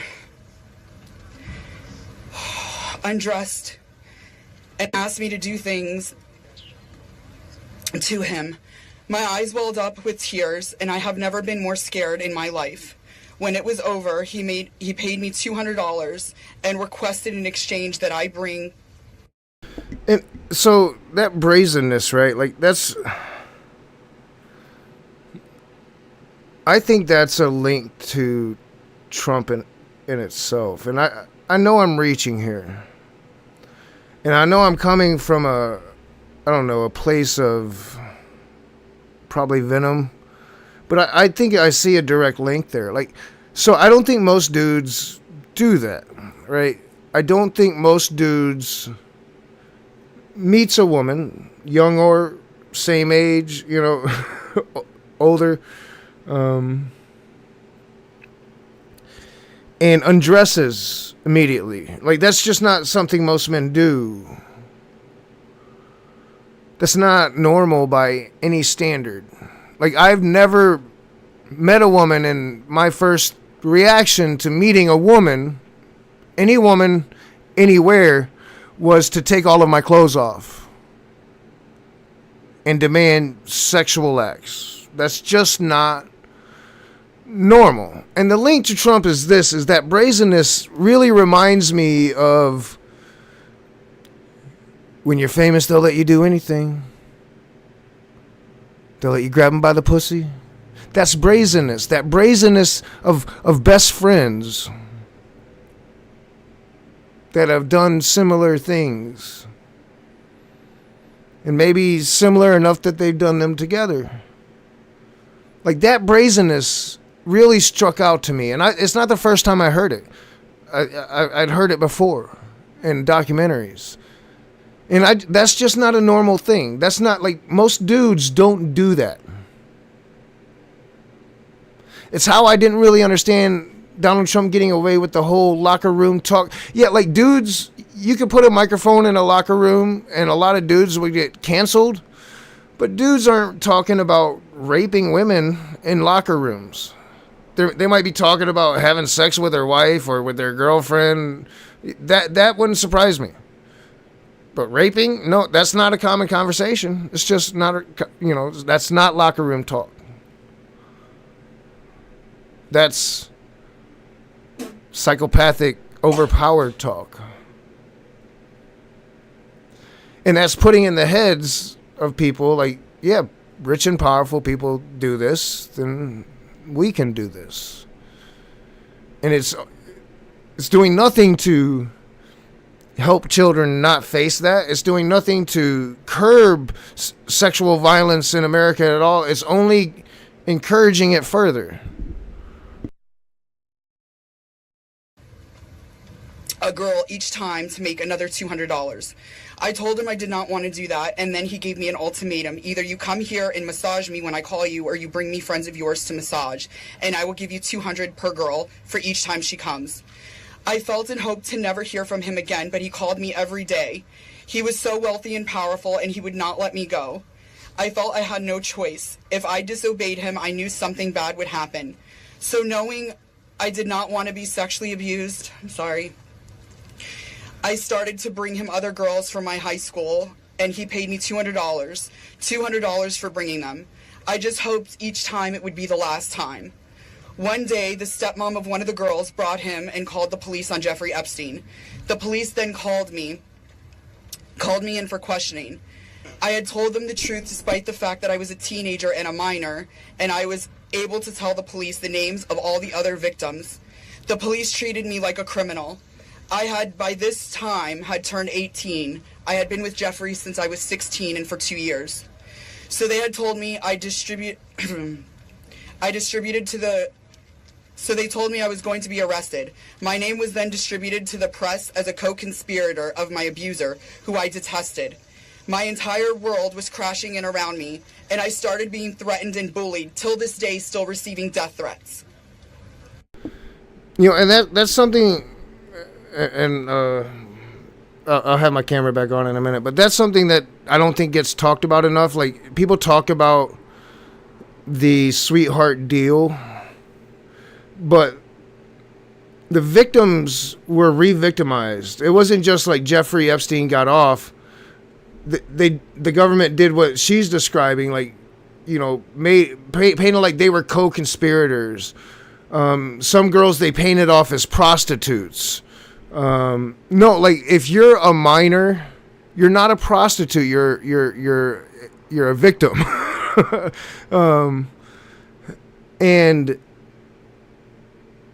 it was just very disgusting, and that doesn't get spoken of enough. And then to go beyond that, now it's like they're being re-victimized again because one of their main abusers seems to be being listened to and given special treatment again, and it's just replaying again.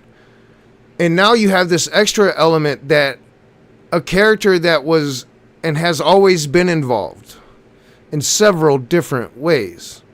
Donald Trump is not a loyal person by any means. I think Donald Trump was most likely involved with Jeffrey Epstein and his buddy John whatever, especially when it comes, because like what happened down in Florida was small potatoes to what was happening up in New York with the modeling scene, which Donald Trump was very much a part of. The modeling scene, the pageant scene, the Teen Miss America scene. This was all grooming for sexual trafficking, grooming grounds for pedophiles. The John whatever dude that was part of all of that mysteriously hung himself in prison as well. Imagine that. So I think it's very likely he was involved with that. But Donald Trump, being Donald Trump, turned on his friend over some slight, over taking what Donald Trump considered to be his property, his people at Mar-a-Lago, against his wishes, and turned snitch on his boy. That's what happened, in my opinion. But that's all conjecture, and I'm just knock. What the fuck do I know? I know nothing. Grasshopper, I know nothing. But, I mean, that's a story I could believe. That's a story I could very much believe. I was singled out and for many years had to suffer a smear campaign of lies about me because of the way that I was portrayed by the press.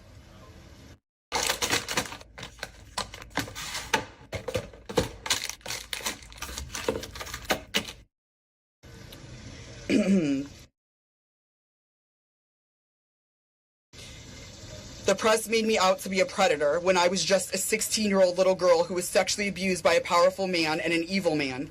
For years, I had no friends. My boyfriend was murdered, and there was nowhere to turn. The government, after investigating more, learned that I was true a victim, but the damage was done and it was too late. There was no way to undo the harm the press had caused me. In 2019, I met Brad Edwards and Brittany Henderson. They changed my life and they believed in me and have helped me to finally heal.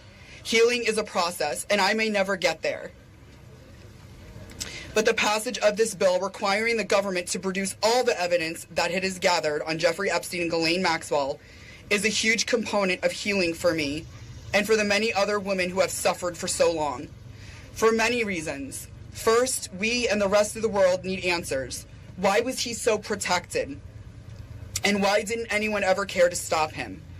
It doesn't take a brain surgeon to know that if he is spending thousands of dollars a day paying high school girls he abuses and had a lot of access to cash. I learned through my attorneys in the JP Morgan class action case that there were years when his staff withdrew over $1 million in cash a year. Was that not a big enough red flag? There were wire transfers to other victims, and the government did not protect us. The banks did not protect us. So lift the curtain on these files and be transparent. Every single time a new conspiracy gets circulated in the media, whether he is still alive, what powerful person had him murdered, who was on the Epstein client list, and there are names going around on TikTok and Instagram, we, the survivors, are suffering. We take our kids to school and everyone is talking about it. We can't read the news or do anything without hearing crazy stories that are only able to live on because the government continues to hide the evidence and the truth. So people just make up stories. Those stories hurt. They hurt real people who have already been hurt. And we have lost so many Epstein victims to suicide, and maintaining the real truth and secrecy only allows for conspiracy theorists to tell lies that drives up our anxiety and fears and will continue to lead to more pain, more suffering, and honestly, more deaths of innocent victims. It's time you do is right by us. Unseal all the documents. We are requesting transparency, and I am requesting every congressman and woman that goes against this bill be outed. I want to know. Thank you. But every single one, Democrat or Republican, and I have a sneaky suspicion that all the Democrats voted for the bill. Every single one should be voted out of office. Dereliction of duty. It should be... it should be demanded of the Republican Party that they do better by their constituents. And if it were any Democrats, the same would go to them. This is kind of outrageous. There's no excuse for this. None.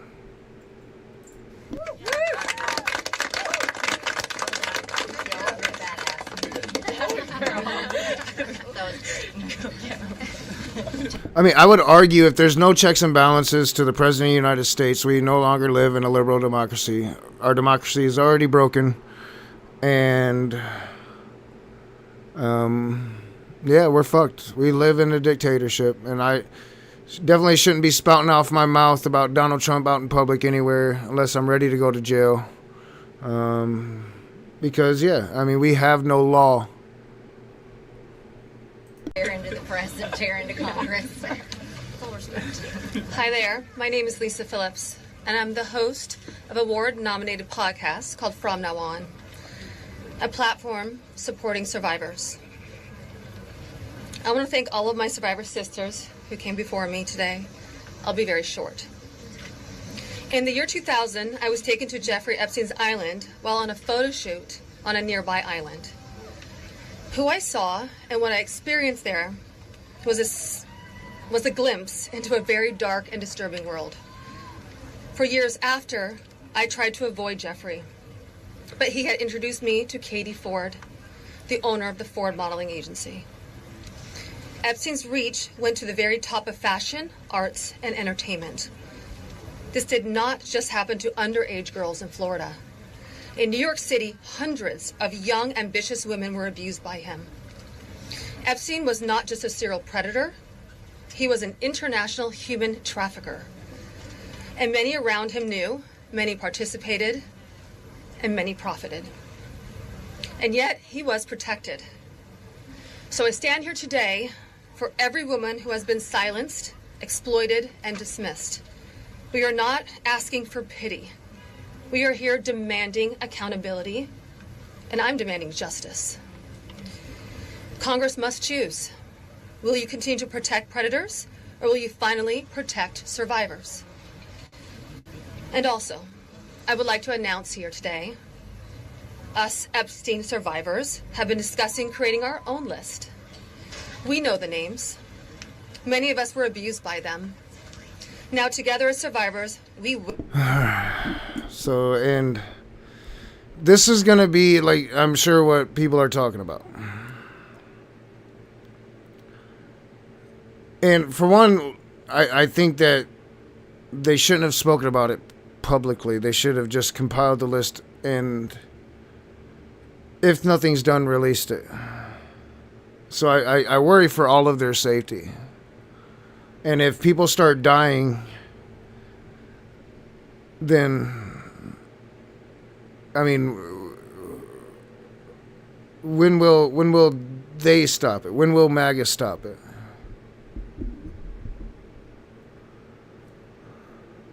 But this is, like, I think, world-shattering. I think this has Trump pretty fucking scared. Trump's people pretty fucking scared. World leaders across the world scared. Is that they know who should be on the list. And when we say list, it's not like at this point I think anybody really believes there's a list. I think there could be a list of people like the government know were involved, right? But I don't think there was ever a black book. I think Epstein was probably smarter than that. But I think there was plenty of videotape evidence, plenty of blackmail evidence. I think they have all of that. I'm pretty sure they do. I know they do. They pretty much know who was involved. I mean, they have to. If they don't, they're fucking inept, and that's even worse. And that's all administrations. Like, that would be like every administration involved. If they don't know what happened at this point, they're pretty fucking inept. Like, you can find Saddam Hussein in a fucking bunker in the middle of the desert, wherever the fuck you found him, right?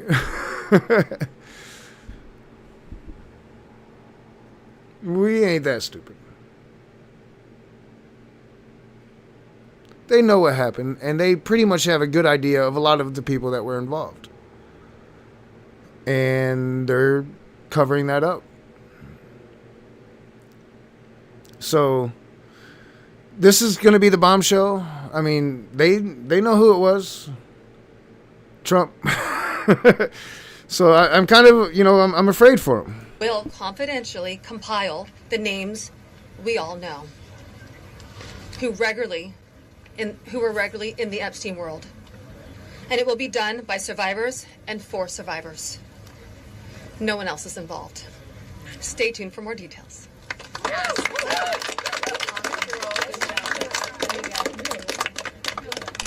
Yeah, I don't think they should have done that.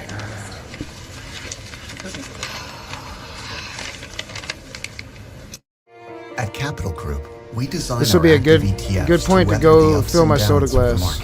So they can be rooted at the core of the portfolio. Oh, it's a long one too. I should have muted that. It's a long one. I hate long ones, and there's going to be 2 of them.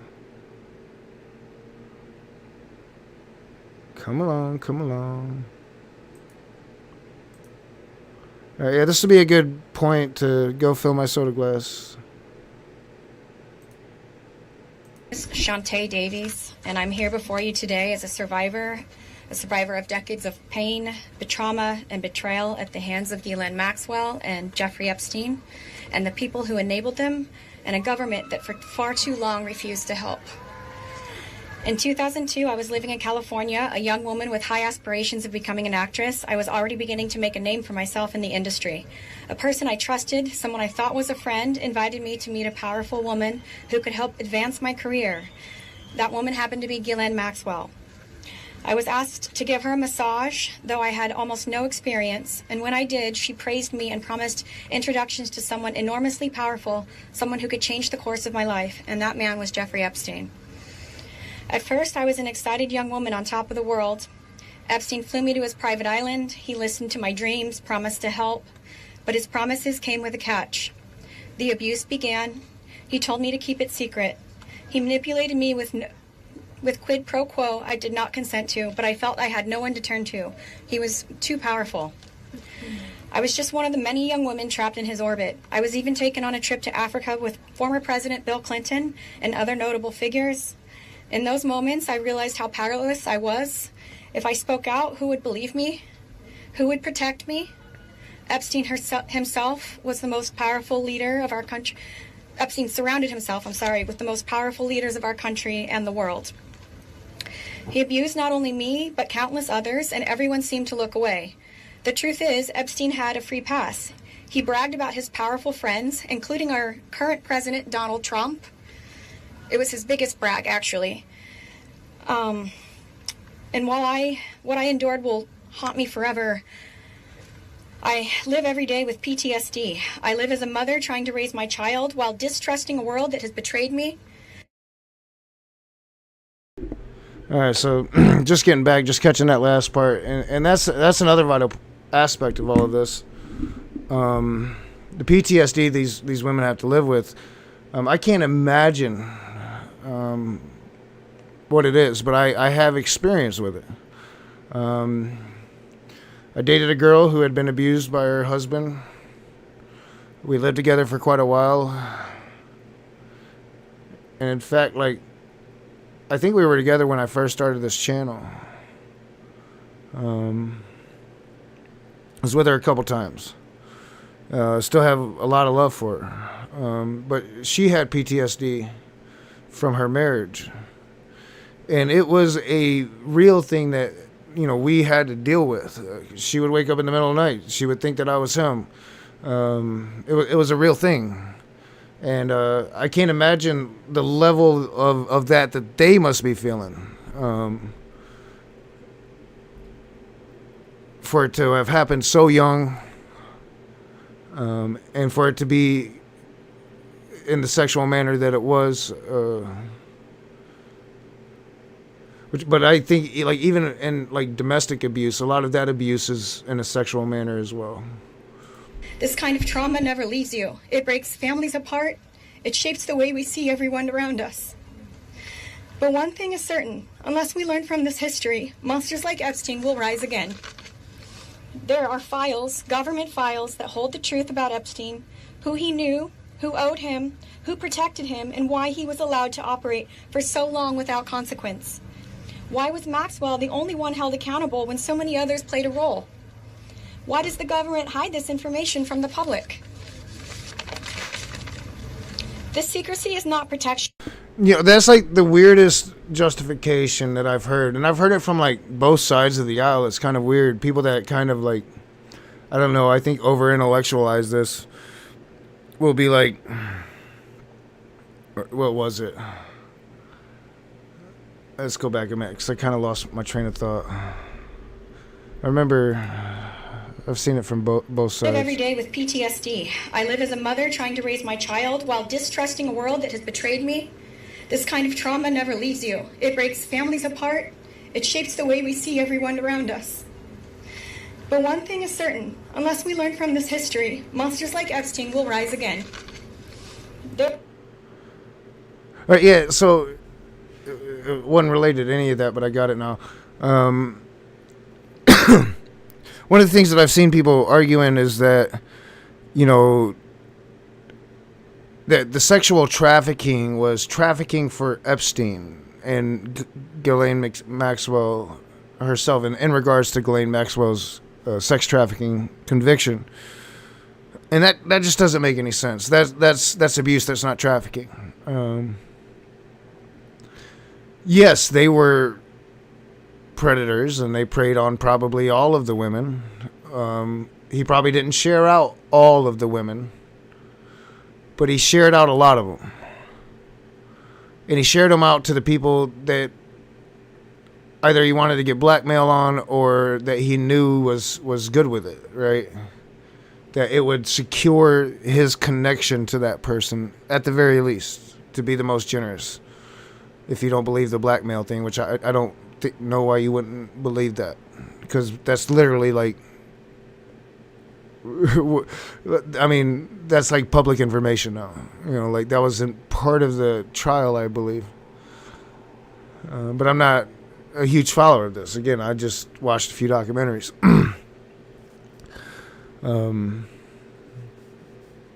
But yeah, that doesn't make really any sense if you hear anybody arguing that. Like, that's not really what sex trafficking is. That's just being a predator, right? Like, you know, yeah, it doesn't make any sense. No, of course other people are involved. And we know, like, for sure, like, Prince Andrew was involved. I mean, we're pretty positive that Bill Clinton was dipping his wick. You know, I'm fairly certain Dershowitz definitely in my book. Trump, I'm not sure. I don't know. Like, I know Trump likes young women. I don't think Trump has moral scruples to say no in the situation, outside of the fact that Trump's about his brand, right? And like, Trump might understand there is a line. Like, I could totally see like Trump drawing that line at whatever age of consent is in whatever state he's in. But I could see him drawing that line, right? Because he is about brand and legacy. And Trump, I'm not sure if he actually was involved, but I think he knows a lot of people that definitely were, and I think he probably knew what was going on. I think he was a pipeline for these people. And I don't think he really cared about that, as long as his hands were clean. But I mean, outside of that, like, I would need evidence to believe otherwise, I think. But I think there's some people that we could fairly already put a fair amount of guilt by association too. Like, I would not be surprised that Bill Clinton was involved at all. Like, not surprised at all. And I would not be surprised if Dershowitz was involved at all. Without a doubt. Prince Andrew, without a doubt. Yeah, I mean, there alone you have enough for sex trafficking, just with those people. There are files, government files, that hold the truth about Epstein, who he knew, who owed him, who protected him, and why he was allowed to operate for so long without consequence. Why was Maxwell the only one held accountable when so many others played a role? Why does the government hide this? I don't even see how you could say that, Joe. For one, you don't know anything about me, but like, I haven't had sex with anyone for like 6 years. So I don't know how that would sound like something I would do, bro. Information from the public. I wish my insurance could save me more on dental implants.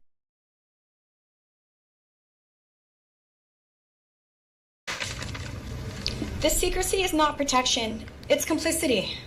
And as long as the truth is buried, justice will remain out of reach. That is why this bill matters. Passing it will, bless you, ensure that the suffering of survivors is not in vain. Excuse me. I take that back. I did have one, I guess, encounter in the last 6 years, but that was like a virtual encounter. There wasn't like human contact involved outside of my own on my own, You know what I'm saying. Passing it will bring accountability, transparency, and prevention. It will help protect the next generation of predators who seek to place themselves above the law. But that's through for me. Wealth, That's mine. Influence and connections.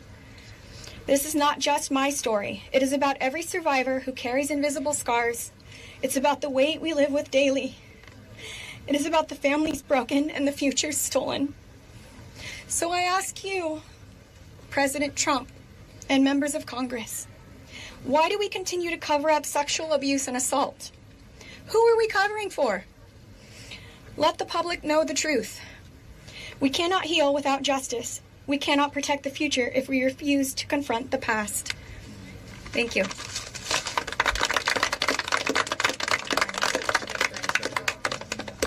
Let's just give a round of applause for all the courage and strength that the survivors have shown.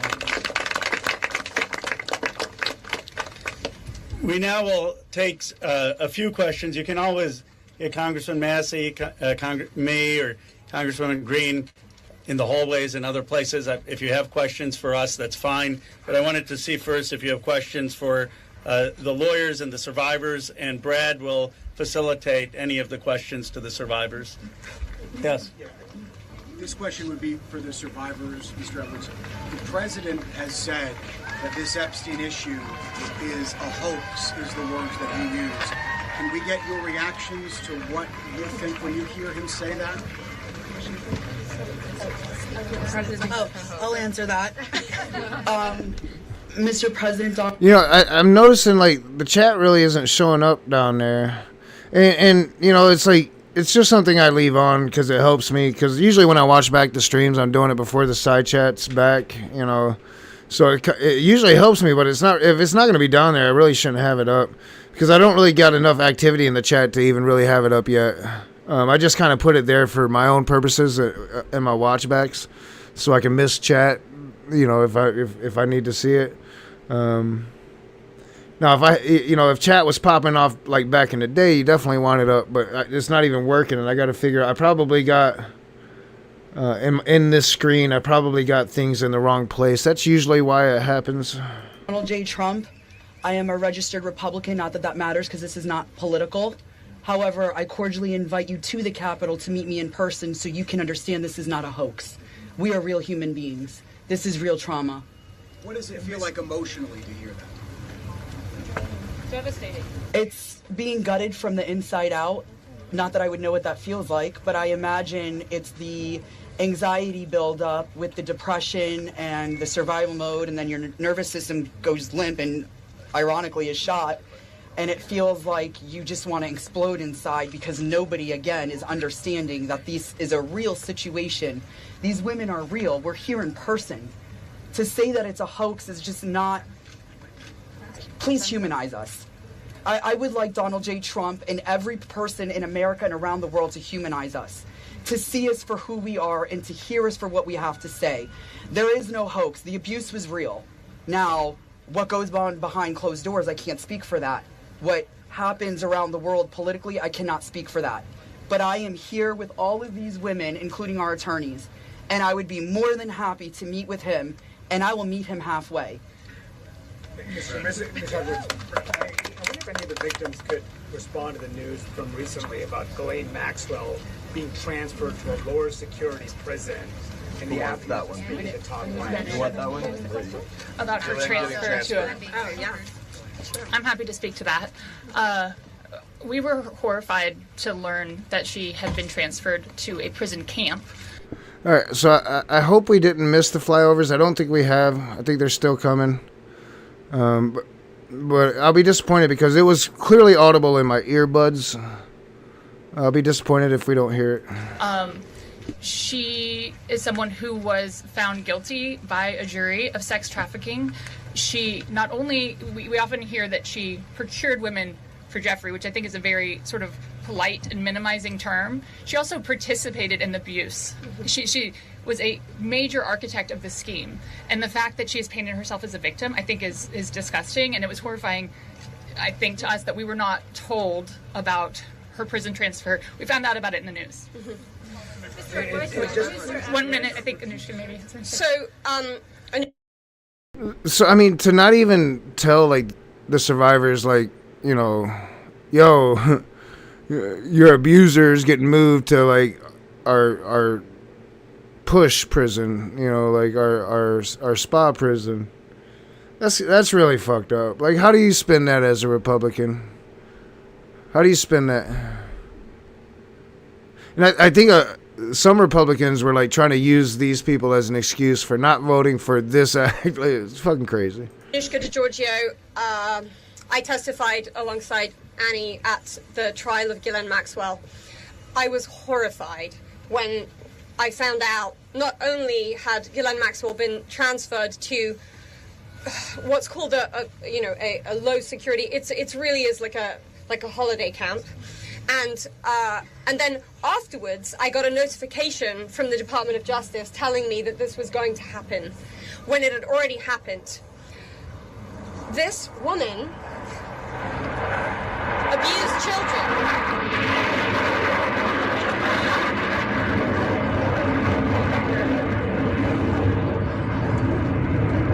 There it is. Like, you hear it clearly. And it's being reported like Donald Trump deliberately ordered that flyover. Like, that's like the most dick move ever. I was abused by Jeffrey Epstein and Ghislaine Maxwell for over 10 years. Ghislaine Maxwell was present for some of my abuse at the hand of Jeffrey Epstein.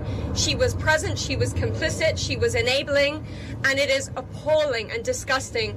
And it's one of my worst nightmares that she not only be transferred, but at the possibility that's very much going around that she might be pardoned. This is not okay, guys. This is not okay. And I just want to add that I think it sends a very dangerous message to our country, to the young people in our country, that someone that we all know is aware of these crimes could be given a pass. And just for the last survivor who just spoke, the last survivor who just spoke, she said that Epstein would Build a website you love with Wix.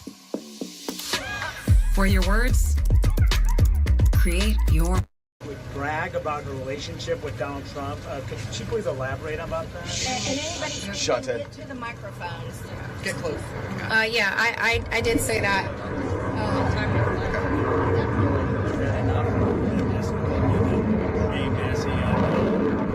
And there's the second one. My first trip to the Palm Beach residence, I drove. Like, just think about that, right? You ran on releasing these files. Like, a lot of people voted for you because they thought you were going to release these files. Q has been saying you're going to release these files. That you were their champion against the demonic, democratic pedophiles. PDF files.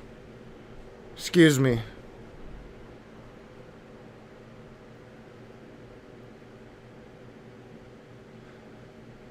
And not only that, you don't release the files. You go back on your word.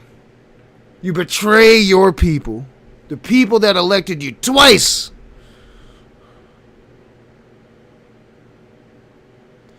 You order a fucking flyover of the victims that your people care so much about? Oh, my fucking God. This is the petty of petties. If it's true that he ordered it. Which, I mean, he's pretty much the only one that could, right? There from the airport with Ghislaine Maxwell, and Jeffrey and Ghislaine were always very boastful about their friends, their famous or powerful friends, and his biggest brag forever was that he was very good friends with Donald Trump. He had an 8x10 framed picture of him on his desk with the two of them. Like, they were very close. Go ahead.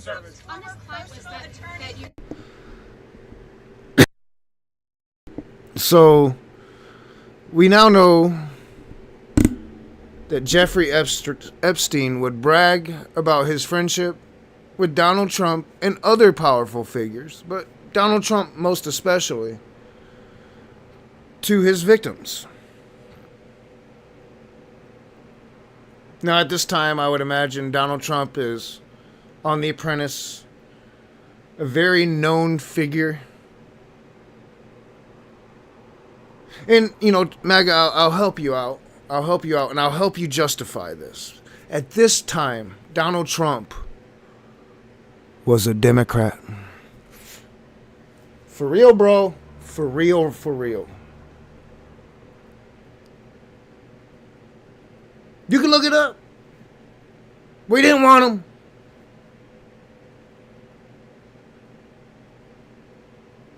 For real, for real. Survivors are, excuse me.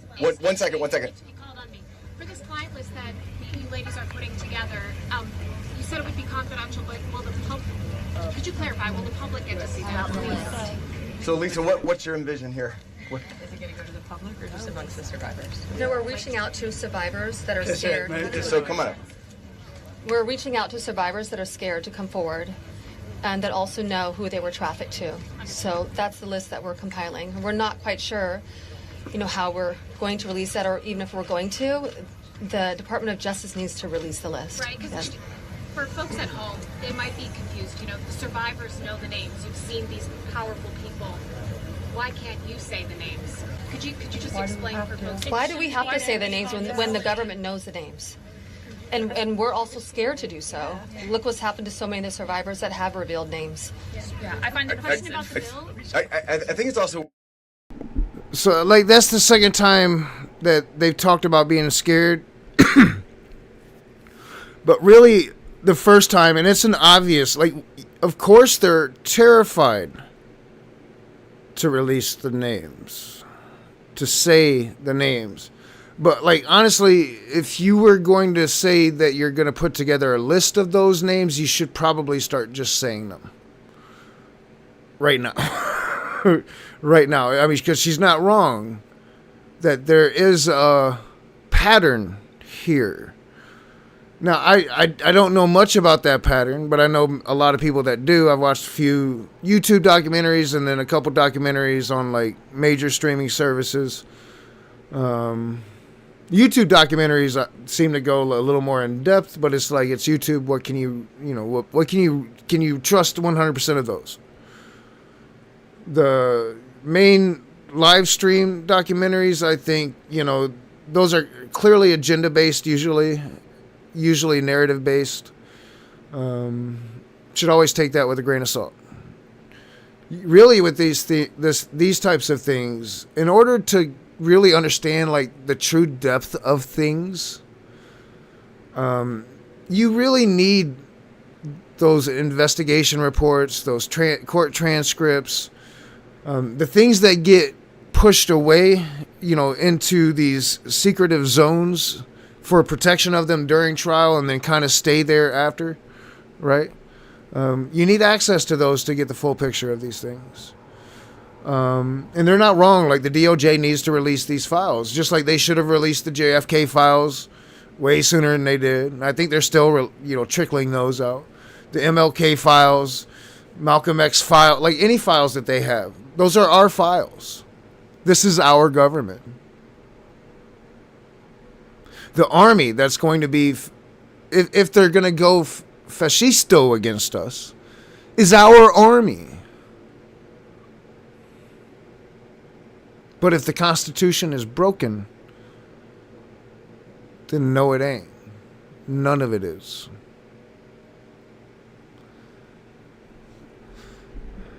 Like 2 fucking flyovers, yo.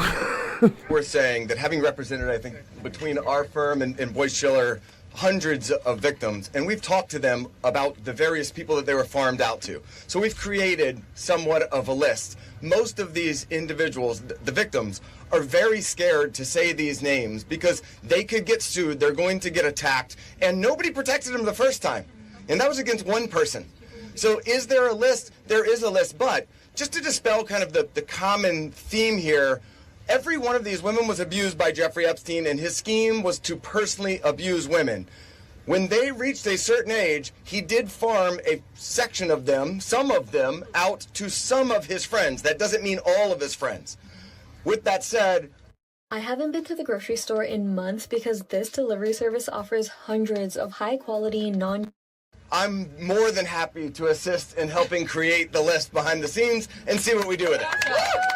But if someone's interested, Go ahead. Hold on. I think if someone's interested in prosecuting, they may have something different to say about sharing a list. But they're not sharing a list for nothing to happen, and that's the experience that they've had for all of these years. Yeah, go ahead. Thank you all. We're waiting to see the fate of this discharge petition right now as we're here. The speaker and others have said that the people he met with yesterday had concerns about your names being released if this bill were passed. And some people I talked to today are not signing the discharge petition because they say you don't want them to. Can you clarify if that is accurate? Do any of the survivors here not want the bill to pass? Yeah. First of all, our legislation, Ro Khanna and I went through this. We talked about this, and we were very careful to make sure that there is an exception so that personally identifiable information, not just their names, but anything they could be identified by, would not be disclosed. And can you speak to that as survivors yourself? Just But I think all of them are on the same page, that they want everything released. Yes, they unequivocally redact personally identifying information and release everything else. Okay. Mr. Edwards, thank you. Uh-oh. Yeah, sure. Marina, you have stayed silent for so many years. Today, this is the first time, if you understand correctly, you have never before gone public with your story and to share this. Can you help us understand why today? This might be I'm waiting for one more part, and then I'm gonna finish this up because I've been going for a while, but I'm waiting for one more particular part. Why now and why here? Well, it is not okay for us to be silenced, and it's not okay for Jeffrey Epstein and everybody else to be put on a pedestal. I think everybody needs to hear from us because we know what went on, right? And there is not only me who's been silenced. There are hundreds of women that are silenced. My hope is... I mean, you got to give them credit for, like, their balls, right? Like, they're coming out and being like, things are being said, but we know what happened because we lived it. To stop this abuse for the future, right? for people that are coming up for women. My daughter, for example, these women have daughters. They most definitely don't want that anymore. And I think mainly this is therapy for all of us too. You know, we want to be heard. Nobody also has never asked me to speak. That's also another thing. So I can say for all of us here, we are here. We want this bill to pass. It is very important. Okay, and we need transparency. We are tired of looking at the news and seeing Jeffrey Epstein's name and saying that this is a hoax. We are tired of it.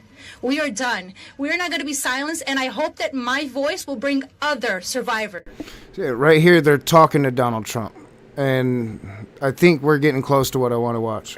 And other victims to come along and speak up so that we can be more of a stronger voice and louder. And so what is your message to President Trump on this? Listen, I don't want to send a direct message to him. I'm already scared enough. Yeah, just pass the vote. Listen to us. This is not a hoax. Like, it's not going to go away. And like I said on my speech earlier, we're not going to be silenced anymore. We will be speaking moving forward wherever we need to be. We will be, and we need to pass this. Go ahead. Thank you, sir. Jordan Conrad from Gateway Pundit. For years we've heard that there was an Epstein client list or some kind of list. Now we hear from DOJ that there's no list. But for all victims, what do you guys think? I know you're working on your own list, but do you believe that Jeffrey Epstein had a list? Yeah, so there's not a list. Yeah. So here's what it was. Just like you heard everybody today, Jeffrey Epstein created through an organization of enablers, of people that were on his payroll. It was a complicated scheme where others should still be investigated because they helped to enable him and operate this scheme. Without those people, he could not have done this. But the purpose was for him to personally abuse people. With that being said, certain of his friends, he farmed out certain of the women that he was exploiting too. But that wasn't the primary purpose of that scheme, and I don't think he wrote the names of those people down. There's not a list of, hey, here's all of the people that I sent females to. That's just not how that organization worked. Mr. Edwards, Agreed? is there any evidence that Jeffrey Epstein was involved with or tied to the CIA or a foreign intelligence operation? I think that the safest thing for me to say is all files should come out, whether it is for this with the CIA, Finn. Prince Andrew, and I think, without a doubt, probably Bill Clinton.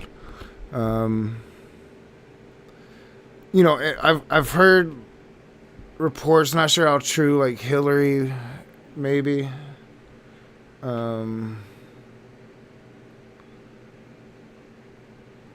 But like I would imagine it would probably be like important people across the world. I think that would be like the point. From an intelligence point of view, like if he was working for one intelligence agency or another, it would probably be like important people in important positions, and it would be people that have a proclivity for it, or it would be like like a classic like honeydew trap situation to get somebody into a situation that they might not normally do, but now you got them. That happens a lot, and it's usually pretty easy with certain drugs. Like there's drugs you can give people that they just don't really know what the fuck's going on. You're not seeing nothing, bro. You're just not seeing much.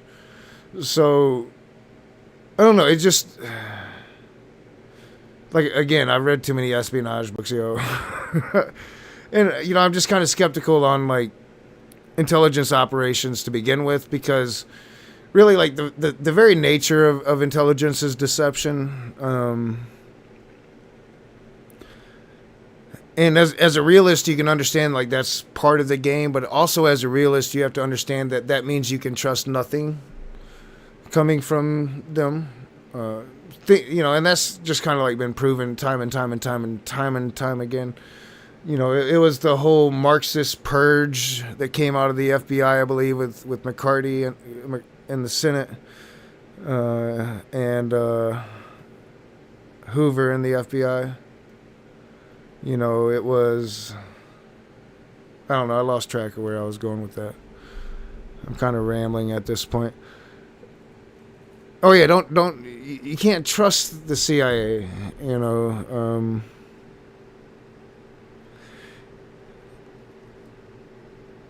And that's not to say that they don't do great work and there's not great heroes in the CIA. It's just if the nature of your organization is deception, well then by that nature you cannot trust it. And I think you could probably have some like pretty good philosophical conversations on the morality of doing horrible things for your country.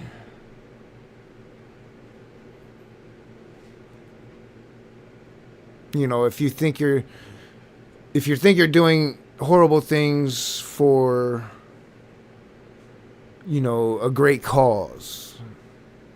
But again, I think that's justification for every atrocity that humans commit upon each other. My voice is really not liking that I'm talking so much. But yeah, we're getting to a part now that, you know, like clearly they're speaking to Trump. And they've spoken to Trump kind of, I think they went out of their way to kind of like, you know, speak to Trump in ways that Trump will like. Now they're speaking to Trump in ways that Trump will not like. And, you know, which, I mean, he had a proclivity to not like any of it anyway, hence 2 flyovers. I mean, fuck, that's so petty. So very, very petty. SEC, FBI. I'm not just making these up haphazardly. I'm giving you a roadmap where to look. Go ahead.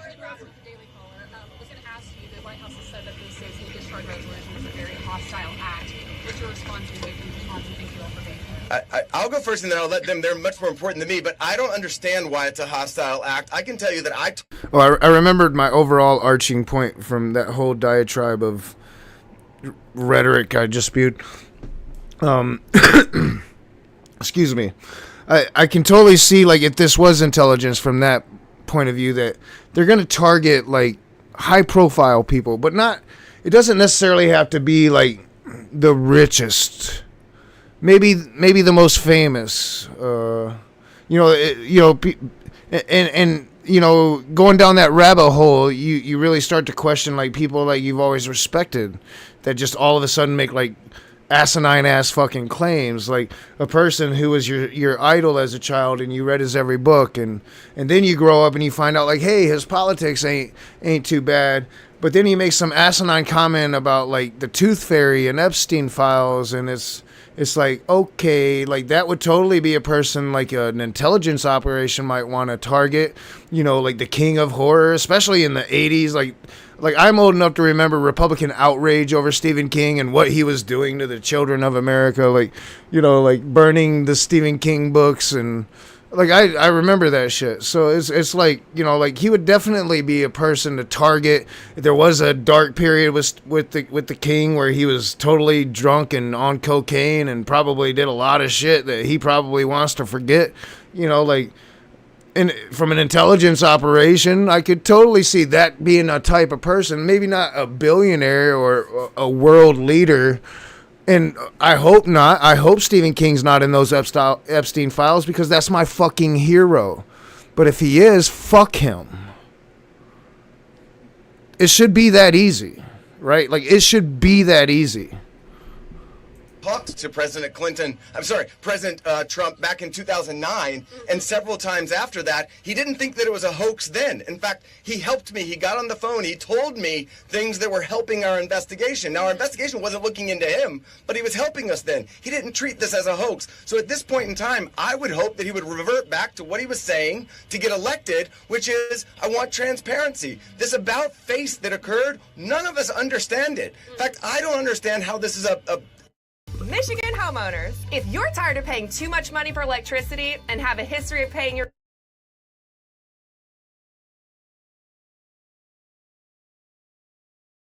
How do you not stand behind these women after you've heard their stories and know that hundreds of them were abused, and it was only because files are being kept in secrecy? The world should know who he is, who protected him, and the other people that are out there to be investigated need to be investigated. Sir, Ms. Davis, Go ahead. Are there any people who are currently serving in government who are named, who you know of, are in these files, who you had relations with, anything of that sort, who Jeffrey Epstein connected you with? Are you willing to say yes or no? I don't think I can answer that.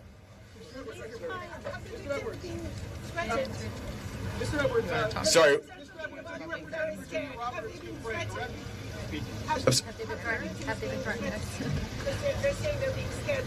I think she's referring to my speech. Hi, Anushka DeGiorgio. I have been. What up, sir? What up? What up? Yeah, I'm back. I'm back. Health is a lot better. Lost a lot of weight. Getting over sickness, and like I have laryngitis, so my throat ain't so great right now. But I'm soldiering through. I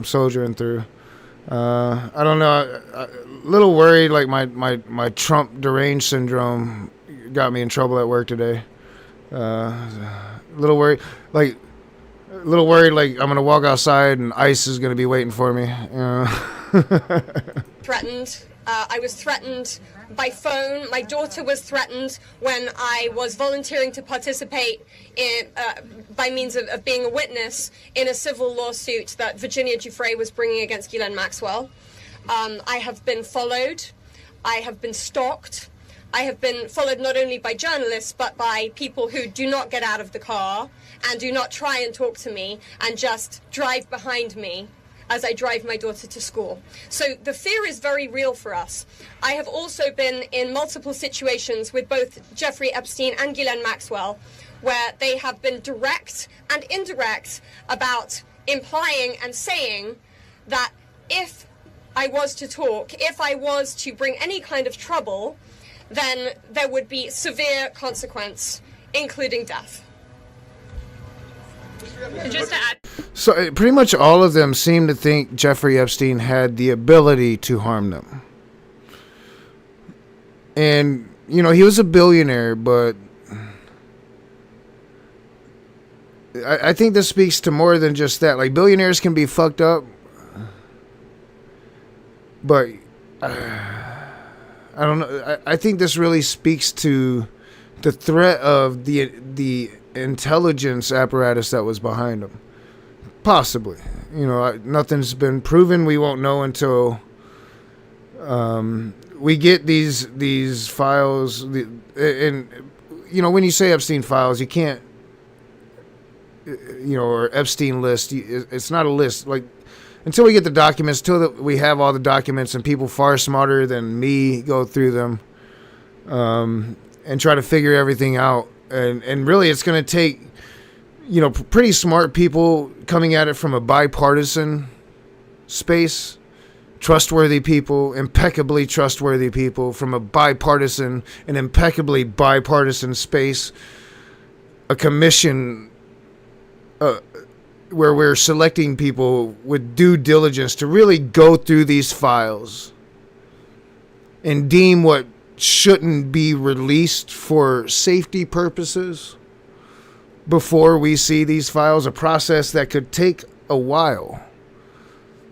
But again, as I've reiterated through this whole thing, and what I think is a fairly libertarian stance, to say the least, is that these are our documents. This is our information, and the government's only really supposed to be able to hide information if there's a national security implement to it.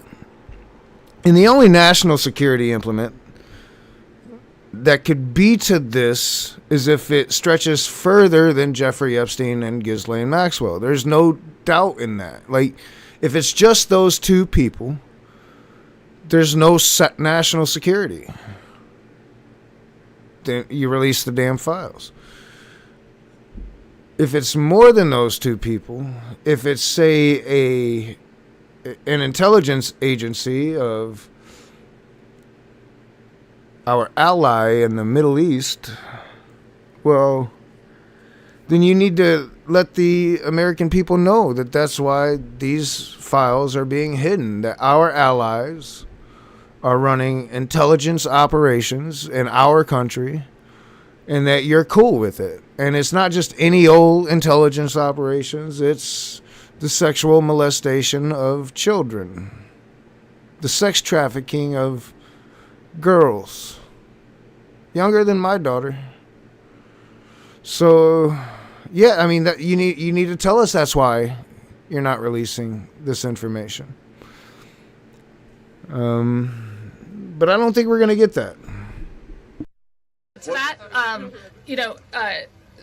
Maxwell also threatened my sister Maria Farmer. When the FBI did nothing about her initial report, we did.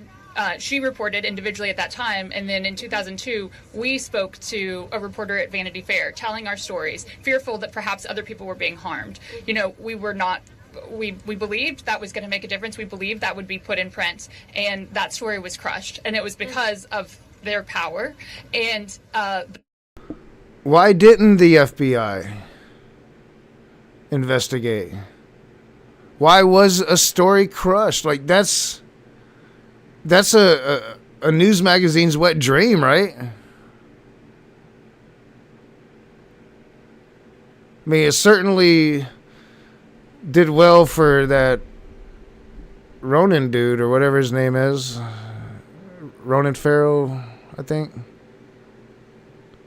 Was it Farrow? I don't know. Can't remember his name. But I mean, that if you're a journalist, it's what you dream of when you're in college, learning how to be a journalist, right? Like, it's the story of a lifetime. Why? How does that go away? Why does that go away? The message that we got from that was direct threats from Maxwell to my sister about her well-being and her safety and that of our family. So I think many people have similar stories of threats. That has been a very real part of this case. Go ahead, over here. Do any of today's survivors speaking, did anybody here ever have any connection or interaction with Epstein's alleged financier, Leslie Wexner? No. Nope. Do you want to address that, Andy? I just want to say one thing that's very clear. When people say, please share names, there are names that are very well known, like that of Les Wexner, who everyone knows supplied an enormous amount of Epstein's financial wealth and allowed this operation to happen. So it's, I think, confusing to many of us why there have not been more ramifications for him, and he's been seen as a victim when clearly I believe there's more to it. Yeah. Yeah, I mean, if everybody wants to know more people, but what have we done to the people we do know about? Very little. And why? Why has very little been done to these people? Again, I was 17 years old. I kicked in a door. I kicked in many doors. Not many doors. 4 or 5 doors. We took guns. We sold them in a pool hall to bad people for drugs. When we were inside those houses, often we would deface those houses. Just mean-spirited, drug addicts, fucked up kids, fucked up shit. Deserved to be punished. Deserved what I got.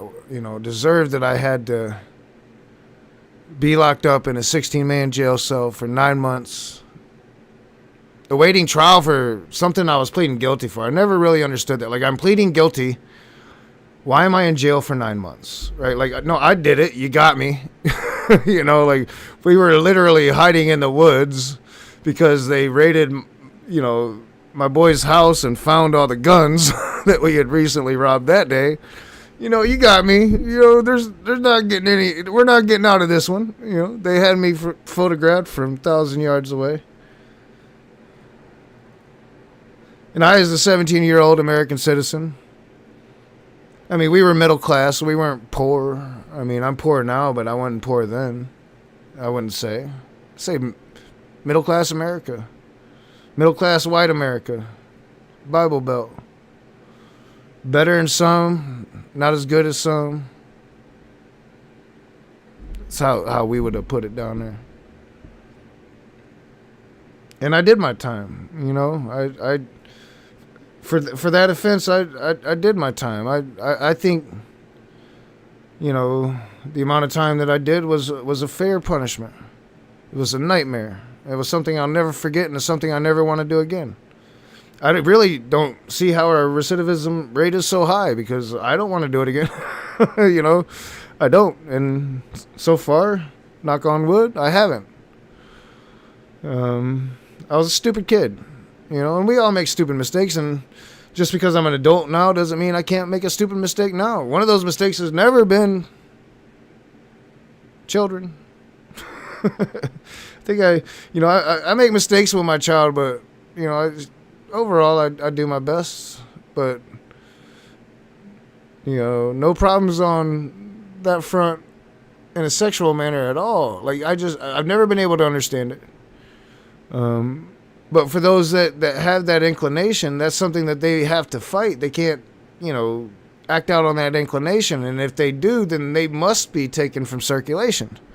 They must be. Like, if we cannot protect our children, which I think has been a great failing of our nation, then what the fuck are we doing? How can we even call ourselves civilized if we can't protect our children? I speak about it all the time. It's like fucking Russian roulette, sending my kid to school. Never know. Is this the day it's her school?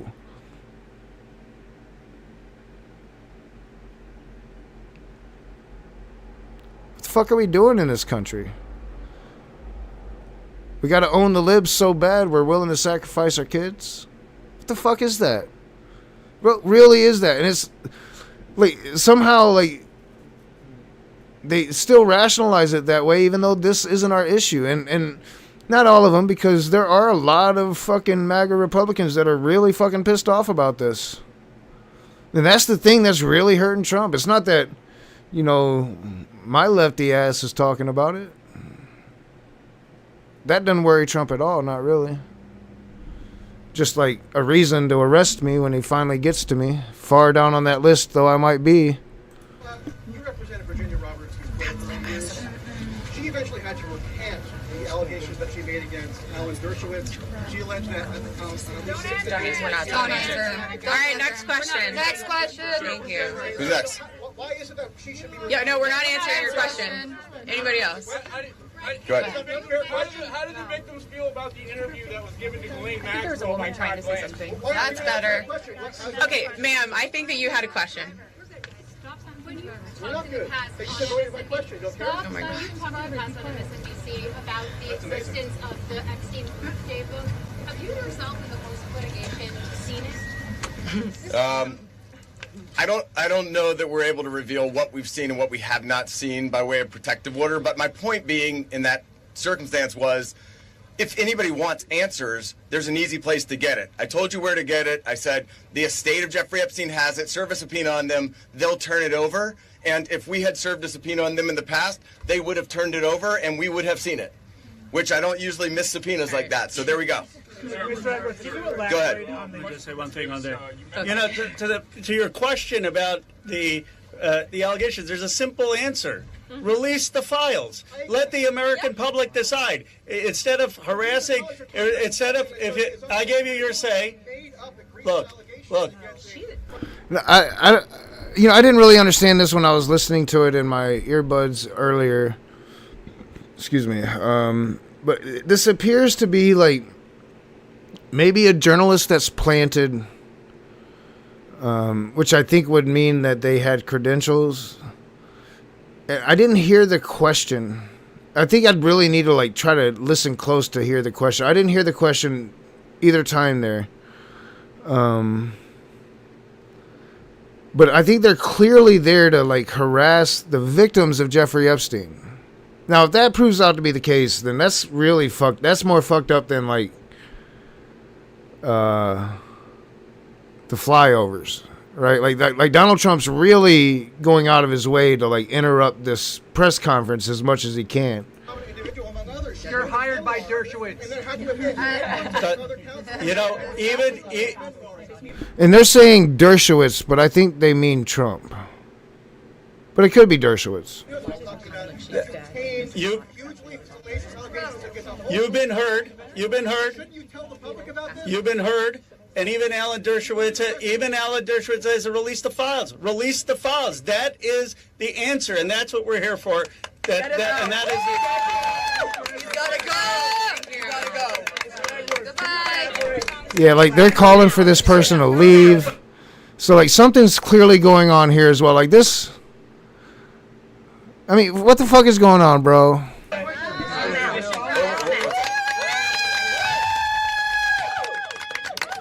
Yeah. You said that Donald Trump gave you help in 2009. Can you elaborate on your interactions with Donald Trump back in 2009? And for any of the victims, they didn't ever see the president, well then not the president yet, but they didn't ever see Trump with Epstein in any way.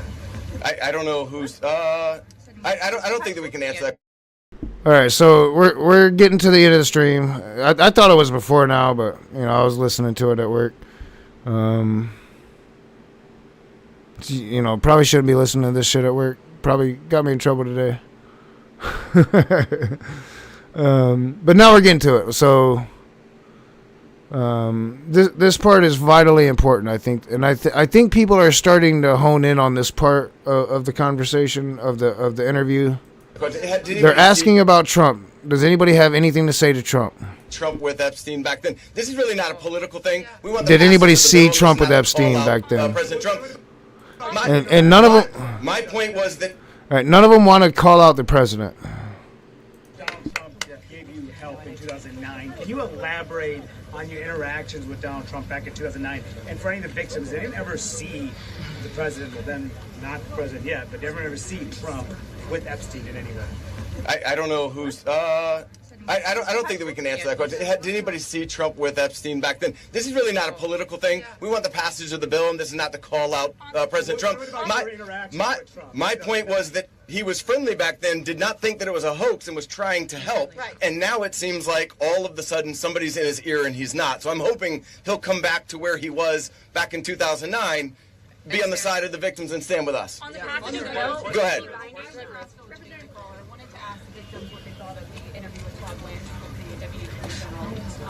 Did you answer that? Did you want to answer it? Teresa will step up. I would, Teresa J. Helm. So again, I've only had my own experience through the justice system, but I know like kind of how they operate, right? So they're going to get your best friends to flip on you. And in order to get your best friends to flip on you, they're going to have the dirt on your best friends, right? So if they're after you, they're looking at the people around you. And I think what the lawyer, because the lawyer already told you, like, he knows everything. He's been involved in the case. He's telling you about how Donald Trump was involved in the case a long time ago. And he's speaking to Trump here, right? He's saying, hey, bro, I know what you were saying back then, and I know why you were saying what you were saying back then. Hint, hint. You don't turn on your best friend unless they've got the goods on you too. And then you make a secret deal for immunity, and you turn on your best friend. That's how it works. I mean, unless I'm off here. So I think he was speaking directly to Donald Trump right there. And it's true. Like, Donald Trump did testify against Epstein in that first. He was working with the FBI. He was I don't know, like the Cohen of the Trump organization, right? Happy to speak on that, because what I will say is she got this airtime and platform. Her voice was elevated way before our voices were elevated here today. And that same calm, manipulative voice that she had, so polite there that day with Todd Blanche, was the same polite, coercive, manipulative voice. And again, hopefully this ain't some Pelican Brief situation where like, this unknown person like just guesses the truth, and now the government's coming to take them out. I'm not planning on killing myself. I ain't, as far as I know, gonna die anytime soon. I'm still a relatively young dude, even though I got leg issues. Maybe not the healthiest 48-year-old in the world, but like I go see the doctor fairly regularly. And as far as I know, not gonna keel over dead tomorrow. You know, y'all remember the Pelican Brief? That I heard as she was grooming me to then send me off to the home of Jeffrey Epstein, where... As with everything in cinema, almost everything in cinema, the book is always better than the movie. I suggest the Pelican Brief. The book, I believe it was a Michael Crichton book, one of his better ones. He would assault me. So that's what she was doing for hours, speaking with me, building relationship with me, building trust with me, allowing me to believe that I was going to get this job, a dream job that I had been recruited from my college, flown across the country from Los Angeles to New York City to interview, so I thought. So her voice that day was the same voice that sent me off to a monster. So nothing can be believed from what she says, because she's been charged with perjury. I myself could sit there and listen, and as I did, I sat there and listened to this woman's voice lie. And there was no pushback from Todd Blanche, because does he even have the facts to be able to push back on her? We could sit there and push back. Why didn't we get to attend that? Why weren't we there that day? Or why wasn't even one of us consulted prior to that day in that meeting? And why on earth has she been moved from Florida to her, it basically is prison spa. I mean, you know, let's be real. None of us were consulted. I found... Yeah, this is like, you know, like the Goodfellas treatment, right? Like, everybody's seen the Goodfellas? You know, like when I went to prison, you know, I was in Gin Pop.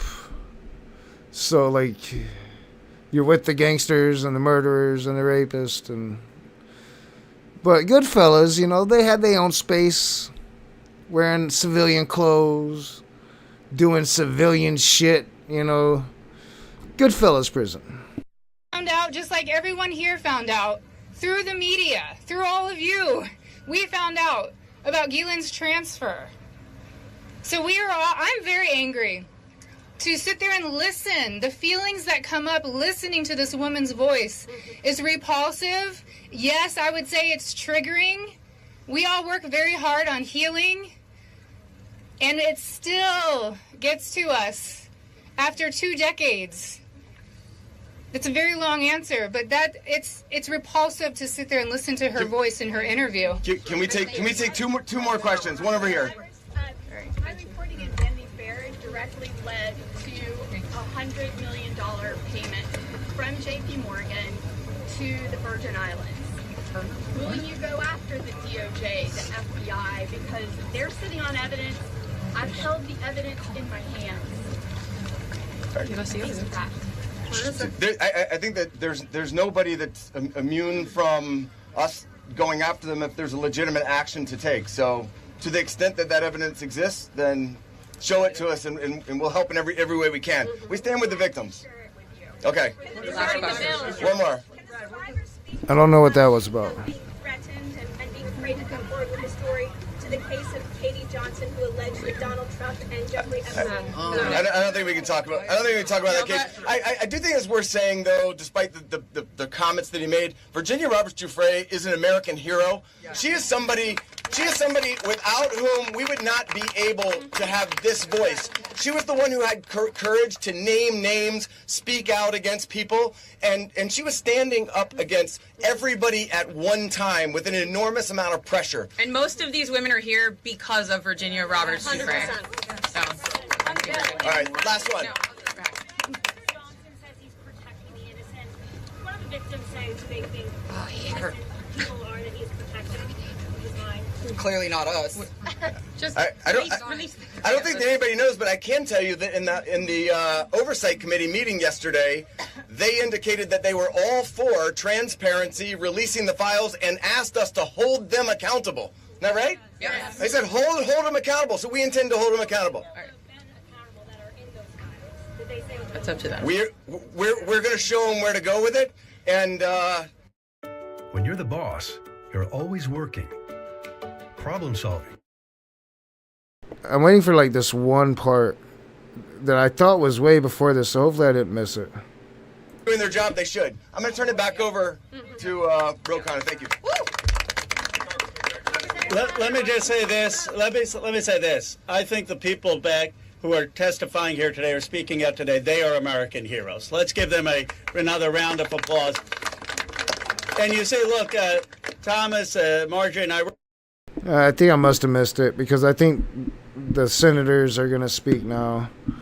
So there was a part where they indicated that, of course, they wouldn't come forward with names right now because Donald Trump is president, and that they were terrified of it. It implied that they were terrified of Trump, but without saying that, and I must have missed it. So that makes me sad, but yeah, I've been streaming for a while. So I think ultimately, I think we deserve to know the truth when it comes to this. I think, if you're doing these crimes, wealth, power, and privilege shouldn't shield you from them. You shouldn't be allowed to do them. All of these people that participated in this, in any regard, no matter if they're our favorite movie director, if they're some of our favorite actors or actresses, if they're world leaders who have reputations for being, humanitarians and just the greatest people on the planet that we all fucking think, nobody would argue against, right? I can't think of a person, but, it wouldn't matter, no matter who is guilty, who we know is guilty. And they're trying to depict, the thousands upon thousands of hours of video footage that they have is just all child pornography. And that's clever political speak. That's saying the truth without saying any truth at all.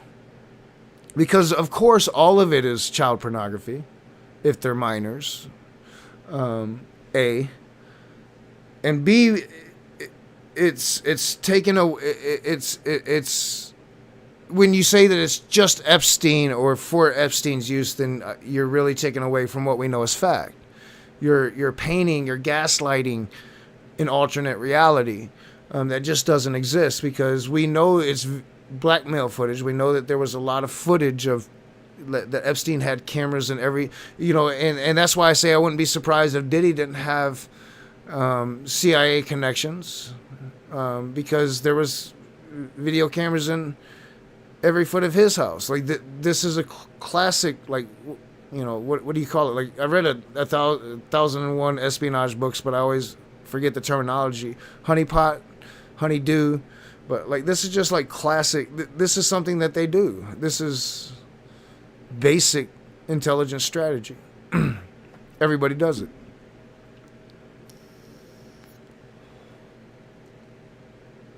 There's even I think acceptable ways to do it, but just not with children, right? Say you've got a figure leading a movement, and the movement's based on purity, right? And you want to destroy the movement. You feel like the movement somehow impedes national security for whatever reason, and we've done this historically to many movements that our government has considered as dangerous to national security, including the hippie movement of the 60s, civil rights of the 50s and 60s era. I think probably counterculture of the 70s and 80s, right?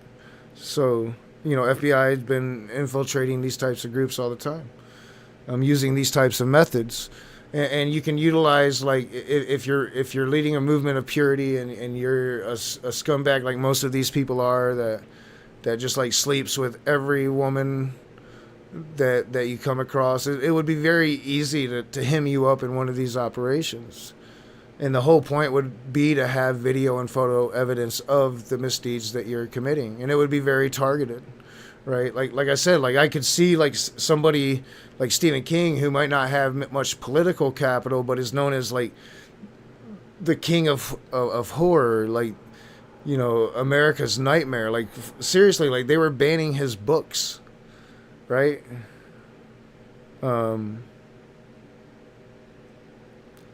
It wouldn't surprise me if an operation like this from some operation, like a person like Eminem, who, like, I've literally just listened to an argument made how he like stemmed off this progression of white supremacy we're seeing now for 20 years. Like, it could have happened 20 years ago, but Eminem was Eminem,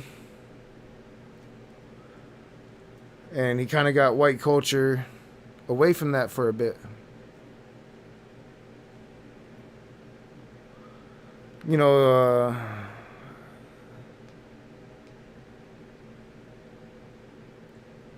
it's one of my fundamental problems with war, I think, outside of the atrocities of war itself, is the things that we have to do to even figure out if we need to be at war. It seems like even now, probably more than ever, even Cold War era, it seems like we need to know what everybody's doing at all times. So we need to have leverage on everybody at all times. And I don't think, you know, like, when do we allow ourselves to become what we're supposed to be against? And when should the government be held accountable to that?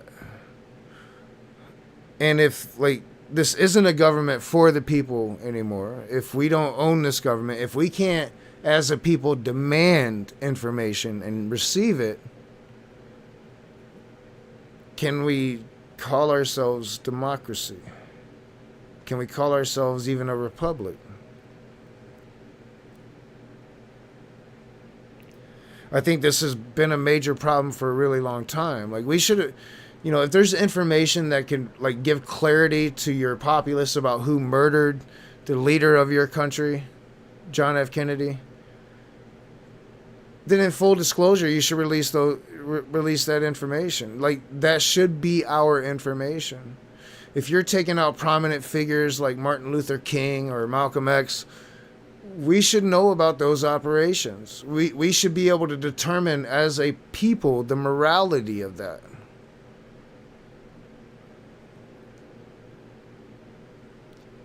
It should be our burden to bear, not our burden to fund. Right? In theory, shouldn't that, like, just be how it should be? But I don't know. I'm going to try to rest my throat. Maybe see if what everybody's talking about. What's up, Maynard Saves, Marty Camejo? Yeah, this was a long one, but I felt like it was an important one. I think that, you know, all victims should be heard and give their due process. You know, like they should be taken seriously. I'm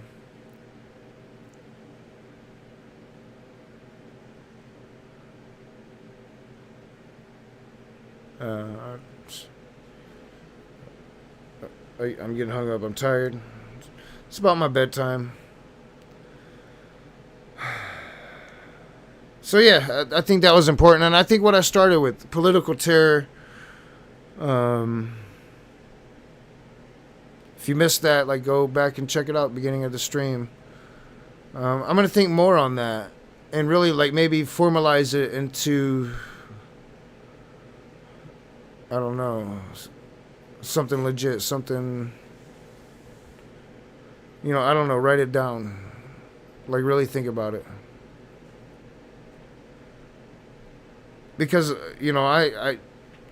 I'm nervous that I let it slip out of me today at work. Like, it's been slipping out of me more and more. That makes me nervous. It's something that I am aware of. Like, I'm hyper online. I've got a lot more information that most normies just don't have. And you always appear mad if you start spewing a lot of information, or you start spewing a lot of venom. And I spewed a lot of venom. It came from a dark place. I've been listening to this all day. But outside of that, like I said, I've been really worried about, my daughter's insurance. It's up, like this month I'm going to be really trying to re-up her insurance for the next year. I'm trying to get her on the pump. I'm trying to, and I'm just so worried that I'm going to, watch her die. I'm really worried about it. I don't talk about it much to anybody. And I hope she's not hearing me, because it's possible she's behind that thing.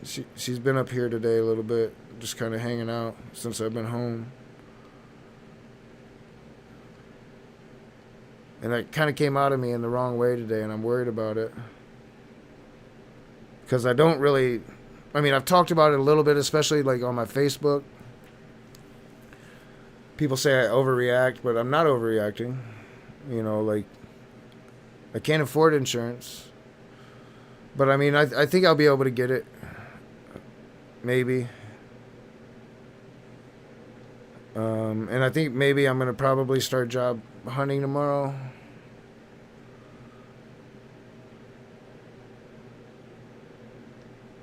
But, I'm terrified of all of this shit, man. Like, it's like we have no regard for human beings anymore. We have no regard for, I remember when it was a Republican thing, like war on poverty.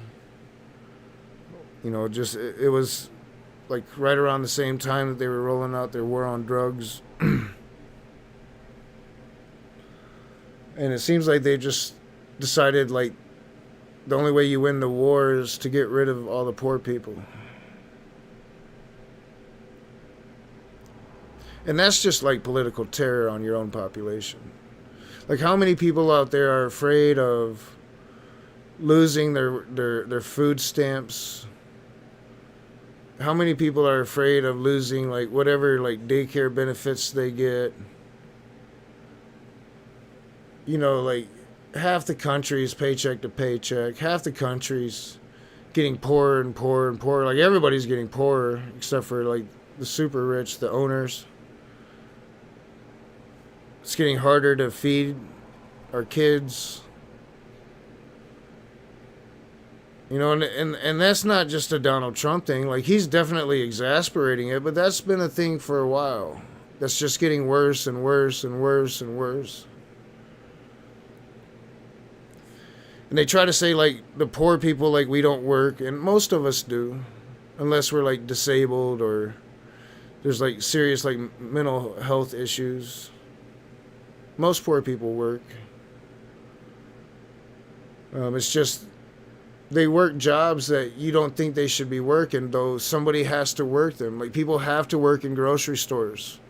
It can't just be all teenagers. Their first job. Like, you need competent people in grocery stores. You need competent people in restaurants if you really want to go out and have a good experience in a restaurant. You need people in those clothing stores. You need people in those fast food restaurants. You need people to make this society run. And if you're not willing to pay those people, you got to at least make it livable for us. And it seems like they just said, no, we're not going to do that anymore. And it's been a thing they've said for a while, but they've never really tried to do. And now they've got somebody that just gives no fucks, so they stop giving any fucks at all. Any pretense at all. And it's scary. It's political terror. We don't do that to them. Maybe we should. Fascism is clearly a problem in America. when always before it was at least arguable, right? I don't know. I know my voice is fucked up. My throat is fucked up. I know that much. And I know that there's probably been a shit ton happening in the news, and I should probably catch up before bed, which should have been about a half an hour ago. I don't work tomorrow. If my voice is better, I might try to do something. If it's not, I won't. But I did want to say what's up, everybody. You know, we got a lot of work done on the channel, on the old content. What's left is all up on the channel now. Over 1,000 things of the Raging Atheist. All the important stuff should be there. Except for some of those important, like, solo streams reviewing streams of Christians and shit. Like, I'll probably miss some of those. Now we've got to do the hard work. And once that work's over with, hopefully I'll have a new computer. And, you know, I'll have... I don't want to go back to Adobe Premiere. I'd like something better. If I can afford it. But if I have to go Adobe Premiere, that's expensive enough. And I do know how to at least use it. But I would like something better. Maybe a better camera, definitely.